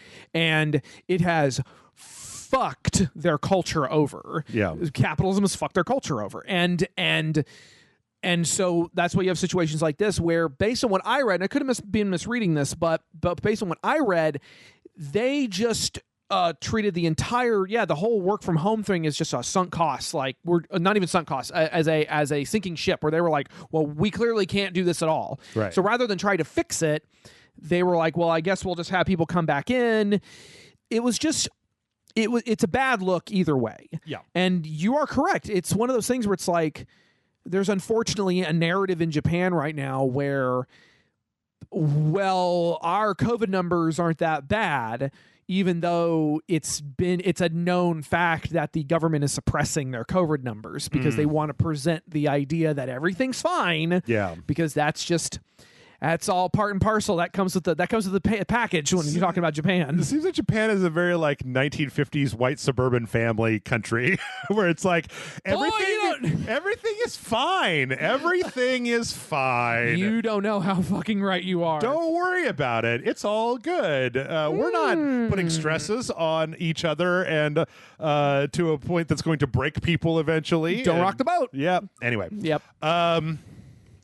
We also had, this is like kind of a little bit of a, I don't know how much you've been following this, Matt, but in other controversial news, there's a game that Konami was going to have made a long time ago called 6 Days in Fallujah. Fallujah was a city. There was conflict during I believe it was the Second Iraq War. Right. There was a lot of sketch there. We're not going into it. Bad stuff. Yeah. Bad times. That game was canceled because they got a lot of heat and flack and stuff. You know, cancel culture has only existed for 6 months, man. Oh, yeah, of course. But this project has been restarted with, there are a lot of like ex-soldiers that are dealing with this. They put out this kind of like sizzle reel where they showed kind of some pre-rendered footage. And they had a lot of soldiers talking. And in a lot of ways, it seemed like what they wanted to do was they wanted to talk about like what it's like, the horrible moral ambiguity of being a soldier in a city that has civilians in it during this time period and during this conflict. But then, like, a week later, they started up with this whole Ubisoft, like, well, this game isn't political. It's not a political game. It's not political, Matt, the Iraq War. It's not. It's just shooty, good, fun gunfight. But see, the thing is that they wanted to make a point that it wasn't going to be Call of Duty either. And it's like, well, okay, listen. If you're Call of Duty, that's one thing. I don't like that, but that's one thing. You know, military, action-packed military games, that's a thing we've seen. If you want to make a point, okay, Spec Ops The Line, like we've seen some stuff like that deal with kind of emotional toll. There's baggage where a lot of times becoming somewhat more sophisticated in some places. I can see making a game that's about that, about like the horrible choices that a soldier is presented with, where you have orders and on the ground situations and stuff like that. But that's political. Like you're going to be like you're going to be talking about the political sauce in this stew sauce. I wouldn't be surprised if Ubisoft tried to say this wasn't political. Well, this isn't Ubisoft, by the way. Oh, fucking whatever. Yeah. It's whoever said it's not political, it's because they were trying to, because the thing is, when a lot of gamers hear the words political, they don't think of the politics of foreign conflict and fighting in a sovereign nation and the politics of that country mashing up against the politics of our country. They're thinking about, Ellie's a lesbian now. Like you're putting your politics in my face. That's what they think of because they're 14. Anyway, yes, yes. In some cases, and like, you know, I'll be honest. Like we normally on Rage Select, we try not to stay away from politics because we want to have fun, and it's mostly because it's everywhere, and you know, I don't want to get into it. Yeah, I know. But this is boss Peter Tamate put out a statement on Twitter that said, "We understand the events recreated in 6 Days in Fallujah are inseparable from politics. Here's how the game gives voices to a variety of perspectives. The stories of 6 Days in Fallujah are told through gameplay and documentary footage featuring service members and civilians with diverse experiences and opinions about the Iraq War. So far, 26 Iraqi civilians and dozens of service members have shared their most difficult moments of their lives with us, so we can share them. In their own words. The documentary segments discuss many tough topics, including events and political decisions that led to the Fallujah battles, as well as the aftermath. While we do not allow players to use white phosphorus as a weapon during gameplay, its use is described during documentary segments." Essentially, I think they realized how that sounds kind of, well, when you say it's not political, then it makes me think you're making Call of Duty. Well, honestly, what they're describing sounds fascinating. Yes. Like, that sounds like, I want to check this out. Like, that sounds like a really fascinating way to reinterpret. I'm honestly surprised nobody's done that up to this point. Well, and then I think that it's interesting. I think that the last thing that I'll say on this is that I'm also very loath to say all this depends on the execution, right? So if it's done well, great. I'm not morally opposed, or I don't have any kind of problem with this. It's just I want to make sure it's done well. If it's done as a rah-rah Call of Duty, I'm not so much a fan of that. Yeah, it's like, okay, I don't... So. It's just... yeah, anyway. And let's see. Oh no! We got two more. Oh God! Two more. No, these are good. These are less. These are less. Okay, so FIFA has EA's game. Big game. FIFA has these icons that you can get called FUT icons. And they're rare, and they're in the loot boxes, and they're supposed to be randomly given out. And they're like, you know, people have spent thousands of dollars in loot boxes and not gotten the ones that they want, or any for that matter, because they're extremely rare. Apparently, there's been a leak that there is like an EA employee who is literally selling these directly to people, which means that they're not even just like stacking a loot box and then selling you and then putting that on like your gamer tag or something. Like, they're just like directly selling these super high profile cards. And like some of these DMs, it's like people are it's just like the price of 3 is 750 euros. The price of 3 plus 2 TOTY is 1,000 euros. Like, so this is being investigated, but yeah, loot boxes, they're all about player choice, right? They let you have the freedom to do it your way. Freedom to give us more money. Or this guy. Yeah, exactly. Yeah. As long as I think it's funny how I think that what I want to say about this is that I like that we've started to reach the end of the loot box life cycle where there is nobody outside of the corporate mouthpieces who even pretend anymore that this isn't just a way to rip people off. Like, I don't think there's anybody out there who's just like, no, loot boxes are great. They're fucking great. It's like, no, they're not. They're a way to rip people off. Even in Overwatch, where I think that's the best case solution because they're just cosmetic and they don't do anything else, right? Right. And it's like, fine. I wanted Growmaster 76. I got Growmaster 76. I'm done with loot boxes. That was the final boss of loot boxes when I wanted the fucking jorts and Crocs and Hawaiian shirt Soldier 76 for Overwatch. And I got it, and I'm done, and I'm out, and I don't care. Now everybody's set to default costumes, and I don't give a shit. But there's nobody anymore where it's just like, go fuck yourself. Like, you guys are making record profits. You're making the money.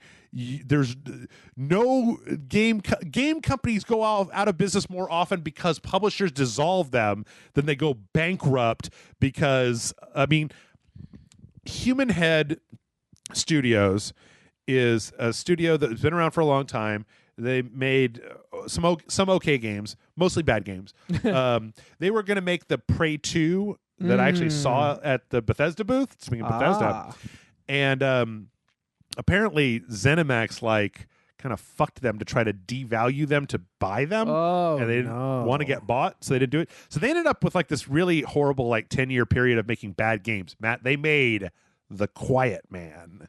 Oh no! Oh yes, and they went out of business. They finally went out of business, but when they went out of business, or they were so low, I don't know if they actually went all the way out of business, but they got acquired by Bethesda finally, and they got turned into one of the announcements in that big circle jerk was, our new partner, Roundhouse Studios. Roundhouse Studios is Human Head.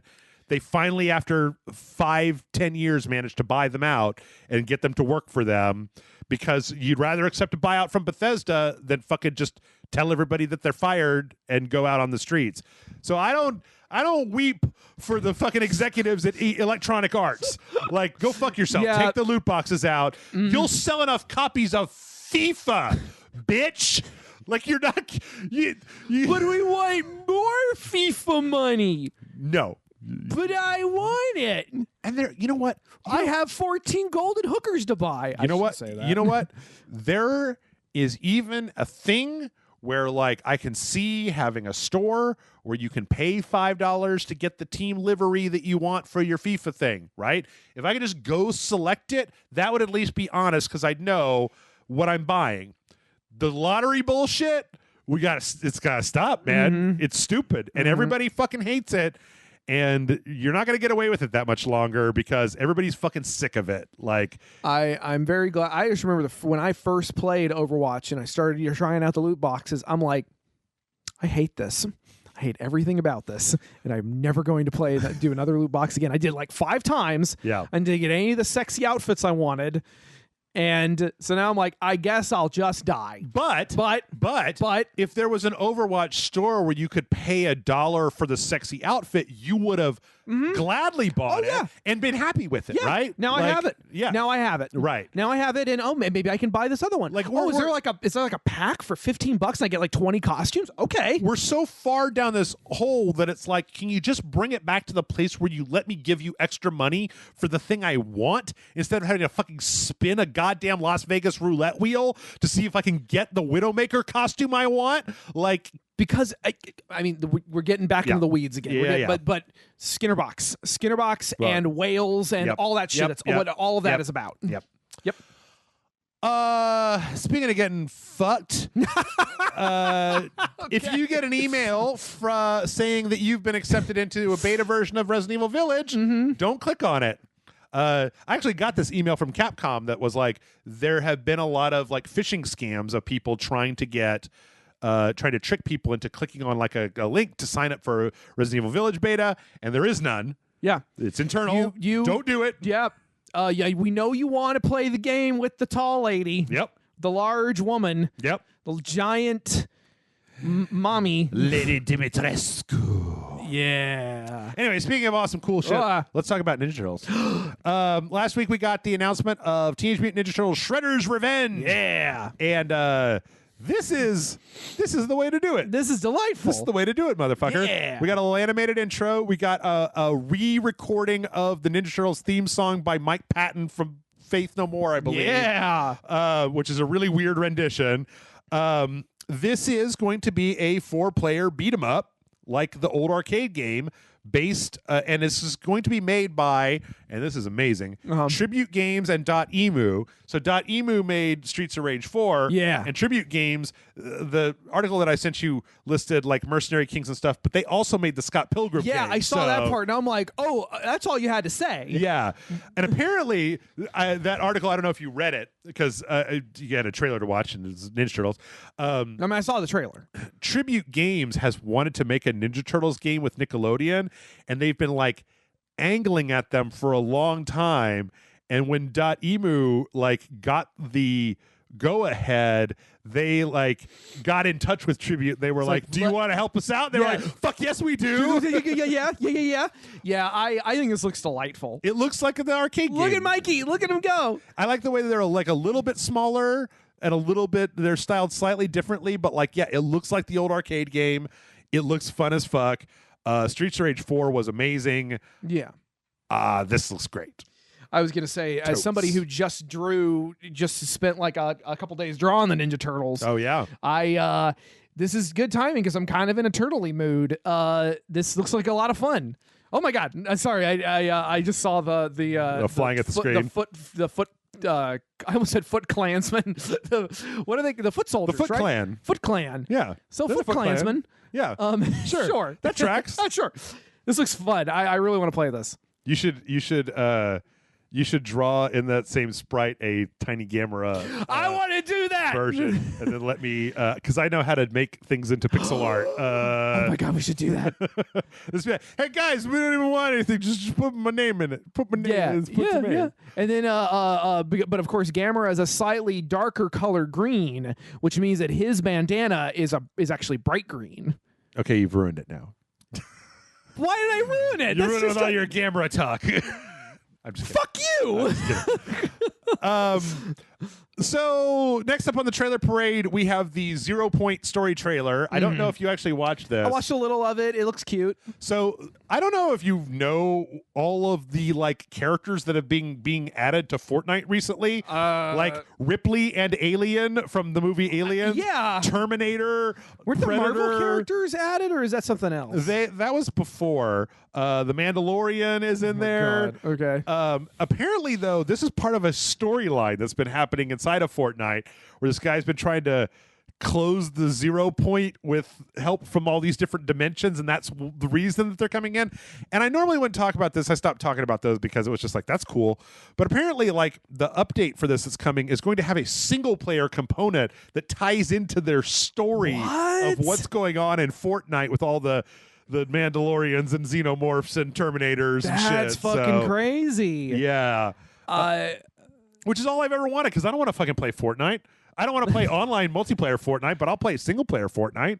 I have played single-player Fortnite. You saying the word Fortnite over and over again is just making me think of, what is that thing? There's a fan dub. Somebody, basically these people got together and they made a movie-length fan dub out of Sonic the Hedgehog 2006. Yeah. Where they recorded the whole thing in one take. Mm-hmm. So it's them kind of fucking around, but they're also like having running jokes and stuff. And the running gag is that Eggman's plan is to, or somebody's plan is to create the greatest Fortnite competitor ever. Because all the characters you see saying, like Shadow the Hedgehog is like, oh man, this is the best version of Fortnite I've ever played. And they're like, oh man, we can play so much Fortnite in here. All Welcome right. to the Tilted Towers. It's like, it's just, so all I can think, I just watched that the other night and I'm just like, all I can think of is Fortnite. Oh my God, Fortnite. It's the best game ever made. They also put Kratos and Master Chief in there. What? Yeah, Kratos and Master Chief are in Fortnite as well. The Predator. Where's Godzilla? He's not. You want a tiny Godzilla? Yes. Okay. He's already in Fall Guys. Well, no, you can't get him anymore. Oh, yeah, that's right. Because Fall Guys sucks. yeah, apparently. We got a trailer for Murder on Eradnose, which is the next DLC for the Outer Worlds. This looks delightful. Yeah, it's a real hard-boiled space detective thing. I kind of fucking love it. It's kind of this character talking about all this creepy stuff happening in this distillery, and then at the end she gets killed, and then it's like, we got to solve the mystery. And apparently they're putting a lot of weird shit. I actually just loaded up the Peril on Gorgon that you and I played. Yeah. And I need to finish it. That was really I'm ready cool for this. We own Outer Worlds. I still need to play it. Oh, I just so good. I really liked the DLC that we played. Mm-hmm. I like this trailer a lot. That scratched a lot of itches. And this is coming out like 2 days after this podcast. 1, 2, 3, March 17th. Let's see. We got a very interesting trailer for the Magnificent Truffle Pigs. Yeah, is this by the same people who made Firewatch? No, it's from Everybody's Gone to the Rapture. Oh, okay. And it's like, this is a walking simulator romance type of game, and it's somebody using a metal detector to find like these mysteries, but then there's also some kind of like weird romance stuff going on. I don't actually realize it, but the main character in this is played by the guy that played Rory in Doctor Who. Oh. Okay. Yeah. This seems like kind of a Firewatchy, walking simulator kind of nifty story. But it looks cool. You and I didn't really agree on Firewatch. I personally really enjoyed it, but I think this looks kind of cool. Yeah, me too. And then let's see. We also got the initial trailer for We Were Here Forever. Now, I don't know. We Were Here. There are 3 We Were Here games. I played one with Grant. I played one. I beat one, the first one with Grant on Rage Select. And Jason and I played the second one. We were here together. These are games that are made to be played by 2 people. You have to have 2 people. Okay. And you have like voice comms. And so like there'll be puzzles where one person has to like turn a dial and the other person's like, stop. Okay, I'm going to push this switch. Oh, did the door open? Yes, it did. And so they're very clever. They're very cool. And this one looks like it takes place in a weird, freaky castle with a mannequin man and stuff. The first one, the last puzzle in the first one was a little esoteric, but most of the rest of it was pretty fun. Like there was a point where, because it flips back and forth. Like there was a point in the first one where the whole place I was in started filling up with water, and Grant had to turn it off. Had to find the switch to turn it off. You had to turn off the trash compactors on the detention level. Right. There was another one where there was a giant maze, and he had like the map and had to tell me then where to go in the maze to get stuff. Okay. So it's a really cool little franchise. The trailer is definitely foreboding. I was not aware of this franchise, but that sounds really cool. They've started to come to consoles. They used to be really PC exclusive. They're very fun to play with like one of your friends. Right. Because you literally have to work together or you will not progress. So it's not like a lot of multiplayer games where you can just kind of carry the other person. And here it's like, no. There's going to be things where like I'm trapped in this room and the only way out is for you to tell me stuff. Yeah. We also got the so delightful trailer for It Takes Two. Yeah. I've been all over this game. This is from the guy that made Brothers and A Way Out. I'm actually thinking, Matt, all the sequentials are over now. Uh-huh. And this game comes out at the end of the month. And the last one of these I played with Chris, but I was actually thinking you and I have been talking about playing a sequential. These games don't tend to be very long, and this looks so fucking charming. It looks very cute. You know. We can fall in love all over again. And our relationship has been on the rocks. Yeah. Sure. I mean, let's do it. I like it. So the whole thing in here is that the 2 characters, each level has a different mechanic, and it's all about like they have. What was the one from I think last week they had a trailer where it was like, you never have time for me. And so like the guy gets control of time. Right. And it's like, well, I would have time if you weren't so inflexible. And so then like the other person gets like a turn to stone ability. And then you have to use those 2 abilities in concert to get through levels. Oh, that's really cute. And because it's Joseph Ferris, who never likes to repeat the same mechanic, it's like, every level's different and they're all thematically tied to this weird relationship thing. It looks really good. It does. Yeah. It really does. Yeah. And then we also got there was a whole Monster Hunter thing presentation. Yeah. I didn't really watch a lot of it. I did though watch the trailer for Monster Hunter Stories 2, Wings of Ruin. Which is the one I'm more interested in because it seems like a story. Well, it's less of a like kill that monster, kill the monster again, kill the monster again. It's like this Jeff, you have to kill the monster again though. This trailer is so anime. It's so goddamn anime. It's like, oh, this is my Rathalos. It's like, but Rathalos are evil. Like not mine. Mine's is a friend, and it's like you can't trust a Rathalos. I'm a monster hunter. I hunt monsters.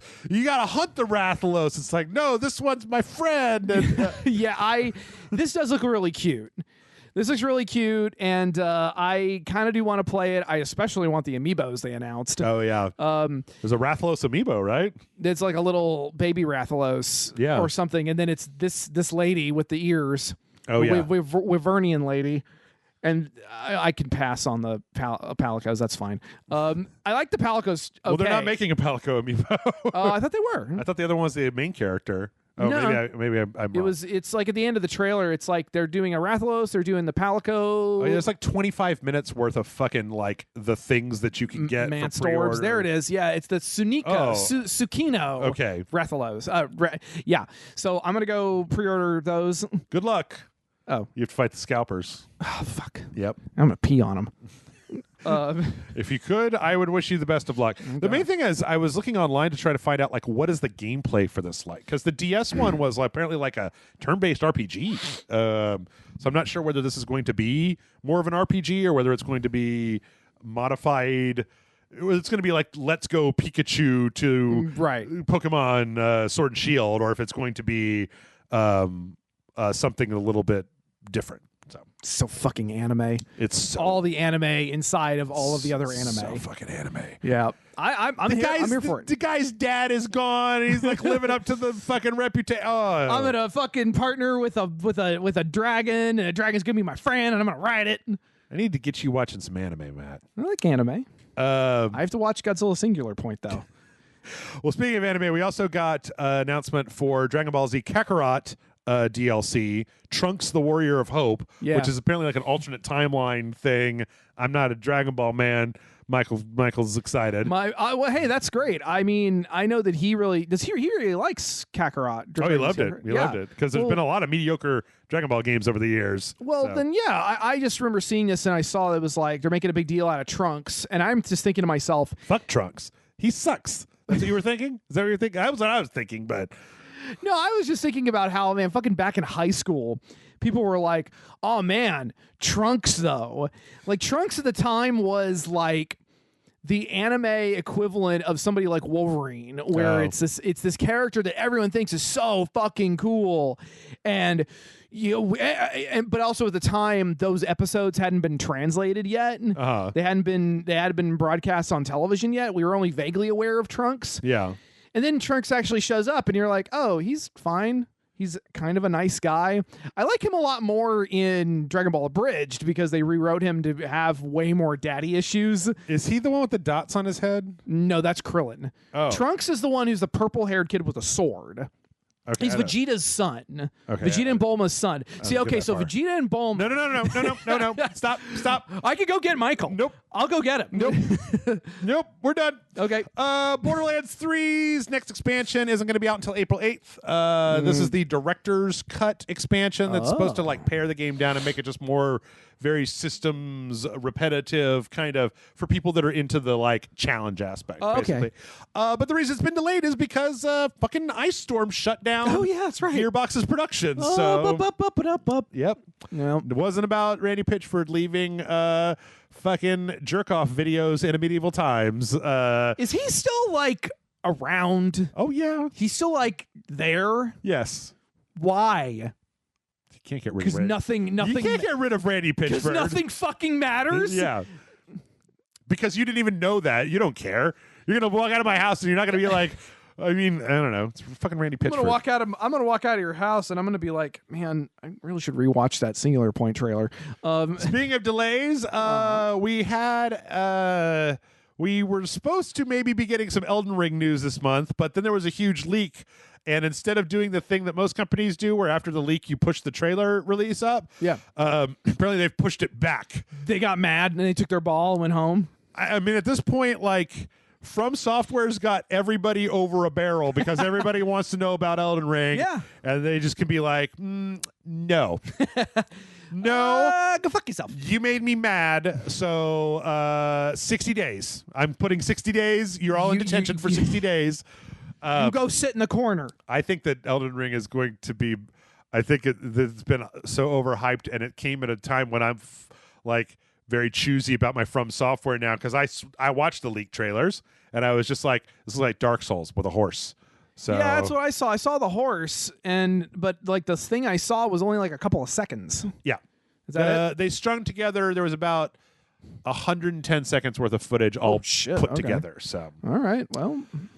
Loop Hero, which I really liked and was awesome, and I played with Chris, who did not like it and did not think it was awesome. Okay. Apparently has sold 500,000 copies. Oh, and good is for them. getting some new improvements, some new systems added. Loop Hero is pretty cool. If you didn't watch our thing for it, it's basically like you get a loop, and you've got a little guy that walks around in a circle, and you don't control him, and he auto-battles everything he comes across, and you can control his inventory, and then you add terrain cards to put in challenges around the map. And once you go around the map enough times, a boss comes out and you have to fight them. So you have to make sure that there's enough challenge to level up, to get better gear as you go in a circle. And then in between, there's a metagame where you basically take all the resources that you got from the loop and expand this little camp. And it's got kind of cool story and stuff. That's good. I like that. Yep. It's pretty neat. Speaking of lots and lots of money, they're big-ass Evangelion statues. Woo! They're big. They're big. They are, and they could be yours for $16,000 or $27,000. Well, thank God. Yes, the giant Rey statue, which you should only buy if you're supremely perverted, is $16,665. Why does everybody love Rey so much? She's so.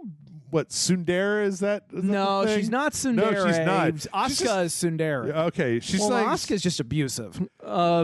Rey's just like a blank doll. That's why they like her. Ew. Well, that's the thing is that Anno made Oh no, we don't have time for a long quick thing. Okay. Anno hates all the Rey merchandise. Yeah. Because he made her specifically to be like, that poor woman. No. He's because you fucking anime piece of shit nerds. This is what you like. You fucking like this, don't you?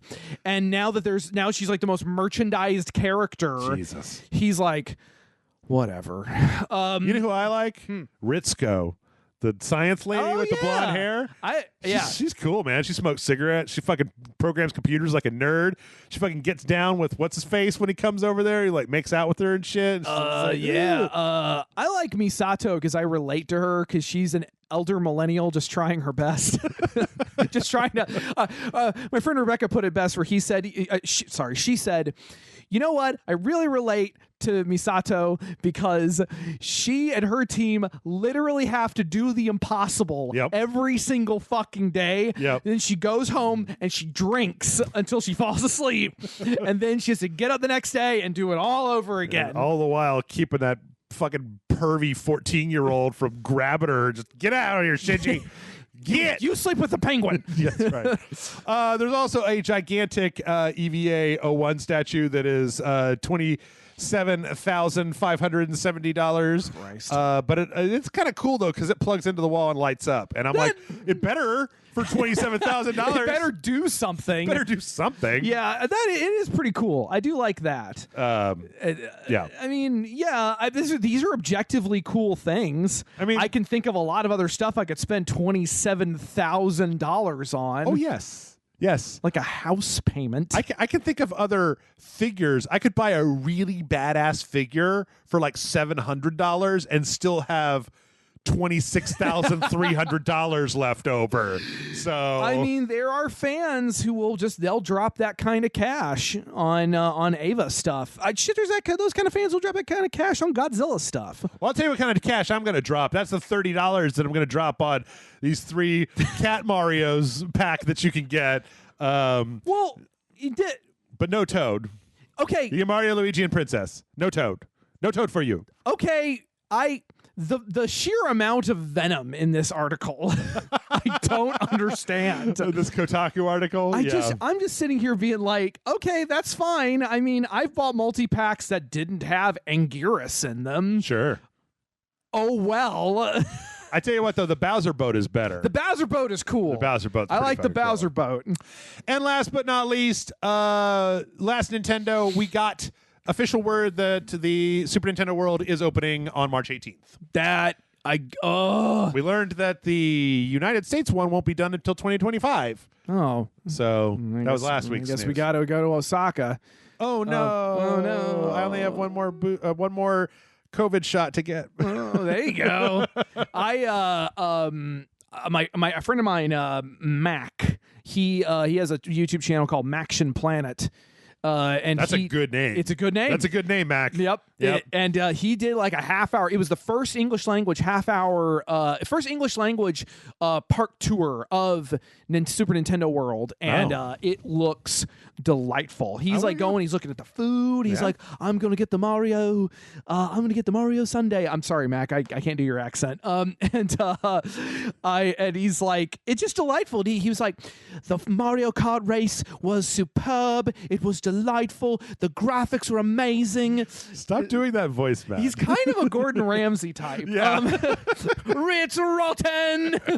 But no, wankers, all of them. I want to go. Gordon Ramsay's going to take a black light. He's going to shine it on that Mario Kart ride, and you're not going to want to go on it anymore. There's going to be a lot. Ooh. Yeah. But yeah, I want to go. Yeah. Me too. Yep. Let's do some questions. Woo! We have finally not that much time, but we're going to do a lot of questions, and we're going to do them pretty quickly. I'm going to put these two first. These are old questions. Oh my. Oh my. But we're going to go through these, and then we're also going to do a few Discord questions. So this is from September of last year. Oh, God. Nick writes in and says, hey, Jeff, have you talked to Kevin recently? Any chance he would ever be on the podcast or Let's Play? I miss that guy. Thanks always for the content, Nick. And I just wanted to say, I haven't really talked to Kevin in a while. Like, Kevin seemed to kind of have his own stuff going on. I used to, like, get him remote. But the thing is that up until the pandemic, I really preferred to do the podcast in the same room as a person. Right. I feel like it's just a little better energy back and forth. Yeah. And Kevin seemed like he was really busy. You know that thing that you do when you ask your friend if they can do a thing, and they're like, no, and then you ask them again, they say no, and then you ask them a third time, they say no, and then you are like, oh, they hate me. I should never ask again. Right. So that's kind of... I mean, it's understandable. Yeah.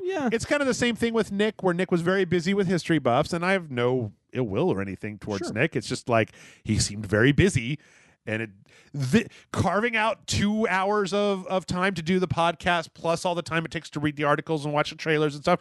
This podcast is a heft. It's the heaviest thing I pick up every week. Like, in the time that you and I do this podcast, we've recorded 3 days worth of videos. Yeah. But, So. Yeah. Okay, so that's, I think, the oldest one I've got. This one is from November. Ron writes in and says, hello, Jeff and Matt. Just a quick question for fun, since The Mandalorian is back on. That tells you how old this is. What is your favorite Baby Yoda meme? Myself, I enjoy just about any variation of the haha, yes, die trash meme with Mando aiming his rifle and the child leaning out of his pod. And almost always puts a smile on my face. Thanks for the great content and keep up the great work. I always love listening to the podcast, hanging out in the Discord. And that's from Ron. Woo, Ron. Do you have a favorite Baby Yoda meme?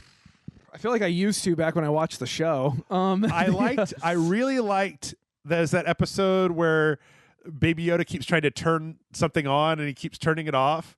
And like there's a lot of people who have done dubs where they put in various different music that Baby Yoda's trying to turn on that he turns off, and it's really good setup for that type of thing. So yeah, I it's a good you know what it was? I typed in Baby Yoda meme because I remembered there was a Baby Yoda meme that was relevant to me because talking it was, to your mic, Matt. Sorry, it was because it was in my sphere, so it must have been Godzilla related. Sure. And people were saying like everybody's talking about Baby Yoda, but there's nobody talking about Baby Godzilla. And they put Baby Yoda right next to one of the versions of Baby Godzilla, and they look shockingly similar. Oh, geez. Like green skin, big brown eyes, and kind of like, doofy. Kind of doofy. Yeah. And I'm like, yeah, why are people talking about Baby Godzilla more? And then one more email, and then you guys got to send in more emails because I don't have any more emails. Yep. This person writes in and says, hey guys, what's up? Got the vaccine and got a fever, but got these questions I got up, and let me say before I forget. Oh, God. One, so I binge watched an anime, Jujutsu Kaisen. You told me about that. He says, please watch this anime. It's amazing. And now all caught up. Question, what was something that you binge watched and you either like it or regret it? Two, so I saw spoilers for the final Evangelion movie because fuck it. It's going to take 6 months to get here, and not the biggest hardcore fan of Eva. So the question is, did you ever read a spoiler by any chance for a movie, manga, game, etc., and still enjoy it, or vice versa? Wouldn't vice versa be not reading a spoiler? Yeah, right. And then not enjoying it. I think he's a little delirious, and I really hope he's okay now. Thanks, guys. Until next time. You didn't sign it. I'm pretty sure I know who this is, but I don't want to misattribute it. So thank you very much. I'm going to call you Gordon. So what was something that you binge watched and you either liked it or you hated it? I binge watched Demon Slayer last week and loved it. Yeah. I'm currently re-binge watching My Hero Academia, of course, because season 5 starts in March 27th. Oh yeah. I mean, like, the thing is that. So here's the problem with this particular question, Matt. If I binged a thing, right, it means I liked it. Yeah. If I didn't like it, I stopped after 2 bites, aka 2 episodes, right, and went, nah. So, well, there are some people who binge a thing. Morgan is one of these people. Yeah. She'll binge a thing and she'll be like, I hate every part of this. And I'm like, then why did you watch it? She says, because I started it. Yeah. And I don't have that anymore. I gave up the sunk cost fallacy. Like, she, she has done that with a couple of things. Like, it took her a while to stop watching Arrow. Which is not to say necessarily Arrow is like unwatchable garbage, but I think she did that with Iron Fist. The Marvel Netflix shows are a lot like that because you felt like you had to watch them so that you could watch The Defenders when that came out, or whatever. And I don't know, like, I'm trying to think, you know what is one of the more recent things I remember binging and then having complicated feelings about was Devilman Crybaby. Because Devilman Crybaby is a lot. And I don't like it. It's not what I'm in. It's not what I'm here for. It's like, what is okay? It's a sexy, weird. Okay. Oh, that's where you end. Cool. Okay, show's over. Cool. I'm gonna go back to watching Attack on Titan. Yeah, Attack on Titan. Maybe we won't get into it now, but I watched a video recently about Attack on Titan that I'm like, I think I watched the same video. Yeah, not that I want to cast aspersions on anybody who enjoys it. I just think that it's an important writing exercise. Sure. If you're and it's important critical exercise if you want to critique a thing while still enjoying it. Yes, you can have problems with a thing and still like it. Right. Yes. It's not okay. We're gonna move away from it. Yep. But yeah, I just remember Devilman Crybaby really knocking me for a loop when I finished it because I knew that was how the Devilman story ended. Yeah. But upon revisiting it and thinking about it, and I watched a couple of reviews and stuff, I remember thinking like, okay, I can see why they did what they did. They took the Devilman story, which is a classic manga story, and they tried to say, okay, but what if we had really compelling character dynamics in this, as opposed to Go Nagai's original, which is great. It's a classic, but it's not really super heavy on character work. It's about cool fights and crazy shit because Go Nagai likes to push boundaries. But because it's Devilman, they still have to end it the way Devilman ends, which is the way that it ends. Yeah. So now you feel worse because you like these characters. Yeah. And I think that high level, I think that's a very interesting way to write a story and to approach writing a story. On the micro level, though, I still feel bad. Sometimes when anime does what Devilman Crybaby did, I just get to the end and I try to have nuance in my life, but a lot of times I'm not a nuanced person, and I'm just like, well, what the fuck was the point of that? Eat my dick, Devilman Crybaby. Would you just want me to feel bad? Fuck you. You didn't even say anything. You didn't even say anything. And then everybody died at the end. Cool. Great. What did you say? People are weird and bad and complicated? I knew that already, Devilman Crybaby. A lot of this, the problem that I have with Devilman Crybaby is that what you said makes a lot of sense, but we live in a fucking golden age of anime where like very good, interesting, well-developed characters and also fantastic action fights and also thrilling season-long arcs and also it's just completely the manga and we're not even doing that thing anymore. We just veer off over here to write our own story. So anyway, did you read a spoiler and then still like the thing? I'm really sensitive to spoilers. Like Attack on Titan airs on Sunday, and I won't go on the anime part of the Discord until Friday night after I watch the next Friday after I watch it. Right. I think that the biggest thing that got spoiled for me was somebody when I was working at Spill, somebody in a comment section correctly guessed what happened at the end of BioShock Infinite, and thus I did not get to have that like, oh, it was like, oh, this is what they said, which is why every so often you get these stories. I will never forget the fucking story that some fucking woman wrote some fucking time ago. I'm not even saying like some woman. It's just this lady. I think it was like a Kotaku or a Gizmodo thing. This where they person. were like, I was every Sunday after Westworld came on, I went to the Westworld subreddit. We would all talk about what we think is happening in the show. Right. And then it turns out that they figured it out. So then when I watched the last episode, I was already spoiled. And it was like, you did that. You did that to yourself. You went to the spoiler room and rolled around on the floor and oops, there's a spoiler. I got a spoiler on me. Right. Yeah. It is not every creator's job to outwit the entirety of humanity at every opportunity, which is the problem that we're running into a lot nowadays with internet culture and accessibility. And because I mean it was so bad with WandaVision.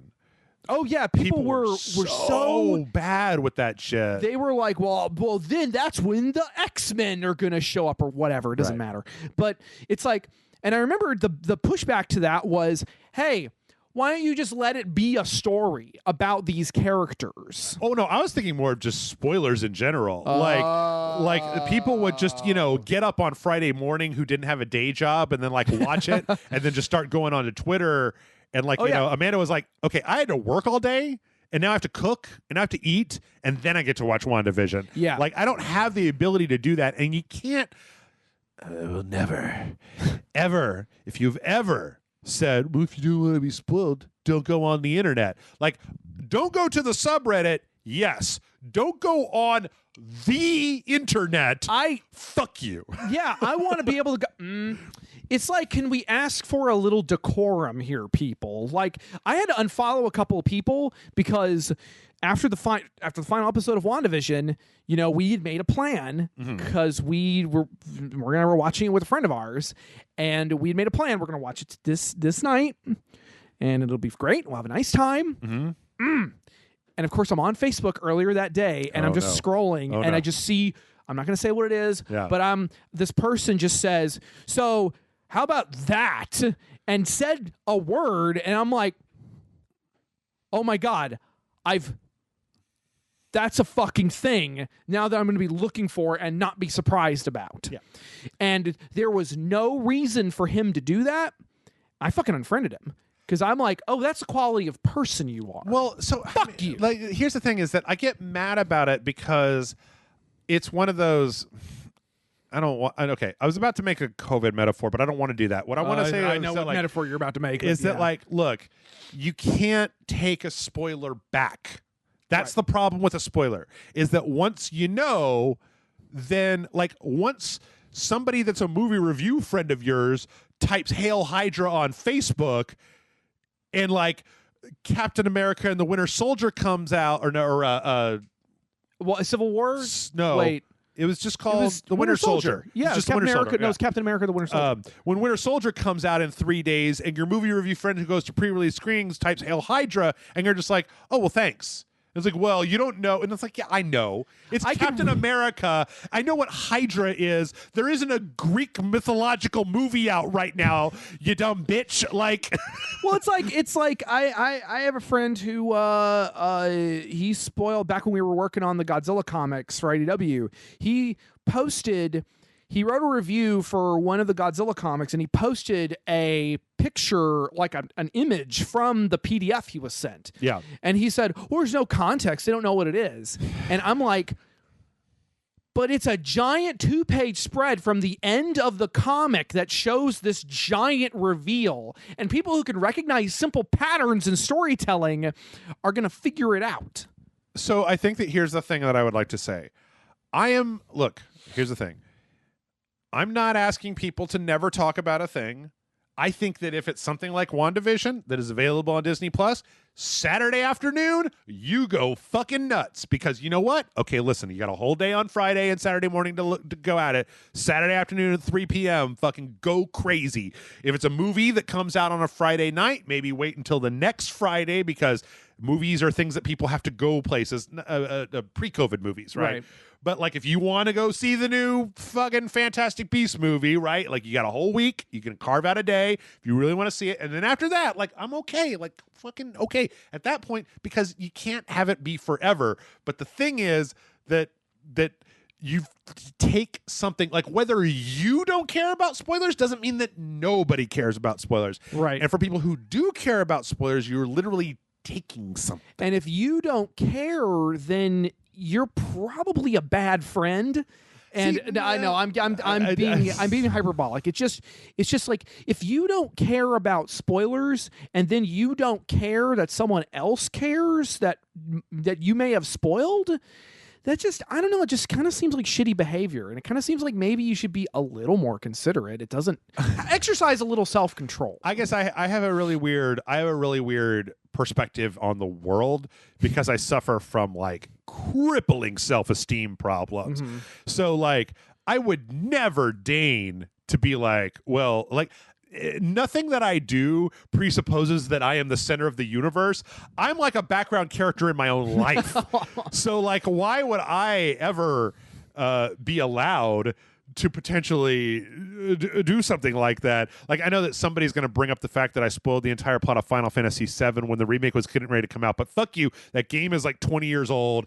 There is a statute of limitations on this shit. You talk about who is Luke Skywalker's father and like what happens at the end of the crying game, and like, yo, dog, you had your chance to go see what these things are. There are certain cultural touchstones that you have to take it upon yourself, but you shouldn't be expected to watch everything the minute it comes out, or to be forced to be okay with every spoiler. So. It's I get it. Like right now, I'm currently trying to avoid Godzilla vs. Kong spoilers, because that comes out in like 2 weeks.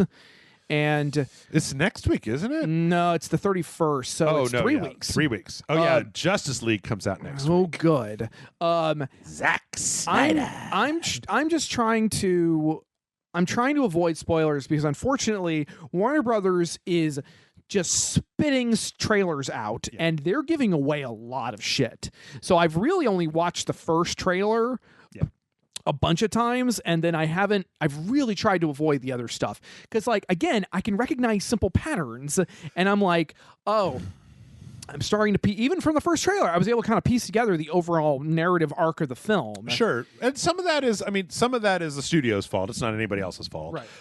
I think the secret is you get really into anime, because nobody spoils. Like, Michael read ahead in My Hero Academia from where the thing is now. He has been dying for a year to talk to me about what happens next, and I'm like, no, I'm watching an anime. I'm not reading ahead. I did that once, and I will never do it again. Like, I'll maybe read it all once it's done, right? But I'm not going to go ahead, because then I'm just going to be waiting for the show to catch up with where I already am. Yeah. So, nobody's. Besides, like, I often wonder, I don't really know what happens, but can you spoil Evangelion 3.0 plus 1.0 fucking EX Ultra Endgame or whatever it is? Like, I couldn't spoil the end of Evangelion. You'd have to listen to me talk with a whiteboard for 2 hours to spoil what happens at the end of Evangelion. You could watch it and not know what happens at the end of Evangelion. I don't know anymore. Anyway, let's do a couple of Discord questions, and then we'll get out of here. Judicator Prime writes in and says, "Hi, Jeff and Matt. So I recently moved into an apartment with my sister. It has been a pretty terrible experience so far. No. The other night, I broke some unknown and unspoken rule by leaving more than 3 dishes in the sink. Ugh. I also kind of become her emotional dumping ground and therapist. I know the key to any relationship is communication, and we're family, so I need to be able to talk to her when the lease is over, but there never seems to be a good time to bring up stuff that irritates me, or even stuff that I would like to communicate about. So my question is this. How the hell do you deal with / communicate with a difficult roommate?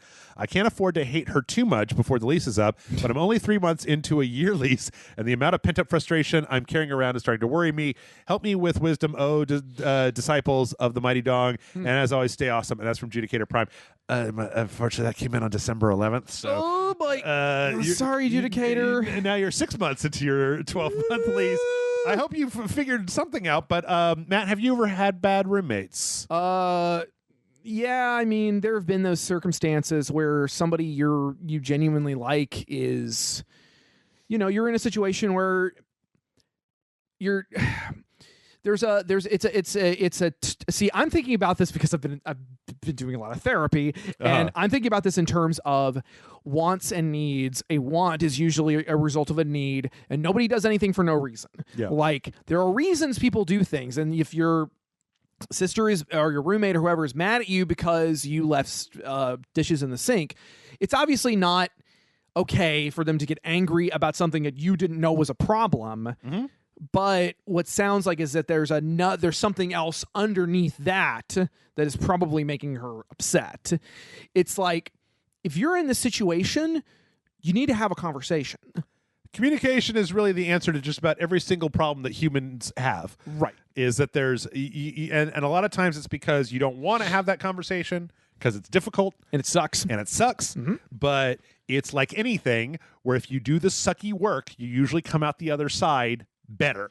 Yeah, and it's like, and at a certain point, it's like, if you do the sucky work and that sucky work is not reciprocated, like if both parties are not willing to do the work, sure, then it's probably not. I don't want to speak in absolutes here, but then it sounds like that there's something. Only a Sith deals in absolutes, Matt.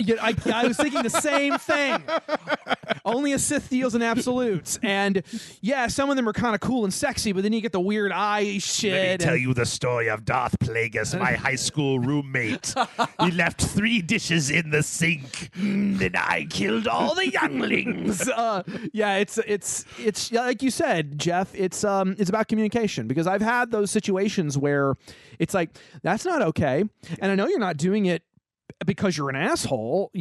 Because there's something else going on, or you don't understand something, or I don't understand something. Yes. You have to talk about it, and it's going to suck, and you have to also maybe agree beforehand to be like, look, if we get upset at each other, then maybe we'll just take a little time apart and come back when we've cooled off. Or you could do what I used to do with my old roommate, where we would get mad at each other and then we would live in the same house but not talk for 8 months.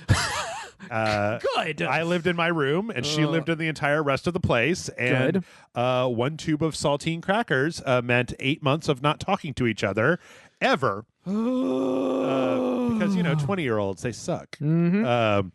The human communication. Like, look, man, I'm only now just realizing this, and I kind of wish.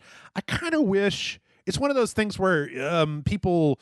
You know how people love the past and they want to go back to the past, and they love the past and they want to fuck the past, and they want to fucking have babies with the past. Yep.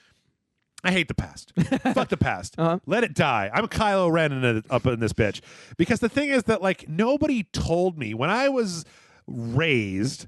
I was actually talking with Tessa about this earlier, how, like, I was raised in the, like, well, you're a man, so you have no feelings. Nothing bothers you. If it does, don't fucking talk about it.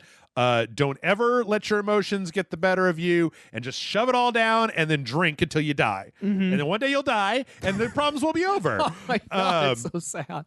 And the thing that I've learned is that, like, there were a lot of problems that I've had over the course of my life that if I just done the fucking work of being like, hey, that hurts my feelings. Right. And, like, maybe you didn't mean to hurt my feelings. Sure. And, like, maybe you're just trying to be like a jokester, and, like, and maybe it doesn't hurt our other friends' feelings, but it does hurt my feelings. Yeah. And if you keep doing that, like, it's going to hurt my feelings until the point where I don't like you anymore.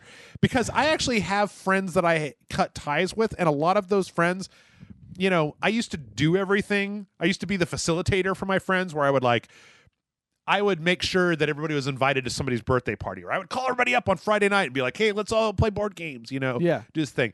And then, like, once I got hired on at Spill, I met a bunch of regular people who were not sociopaths. And, like, they all, would express actual genuine emotions about me and my health and well-being. And I was like, oh, this is what being a regular person's life. So I stopped talking to all those people.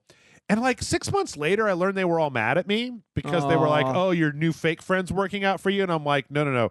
You were the fake friends. Yeah, no. But then I also learned that like none of them hung out anymore because they wouldn't call each other. And I was the only thing that was making them be in the same room. Grandma Jeff. They were like, we never see each other anymore because you don't invite people to stuff.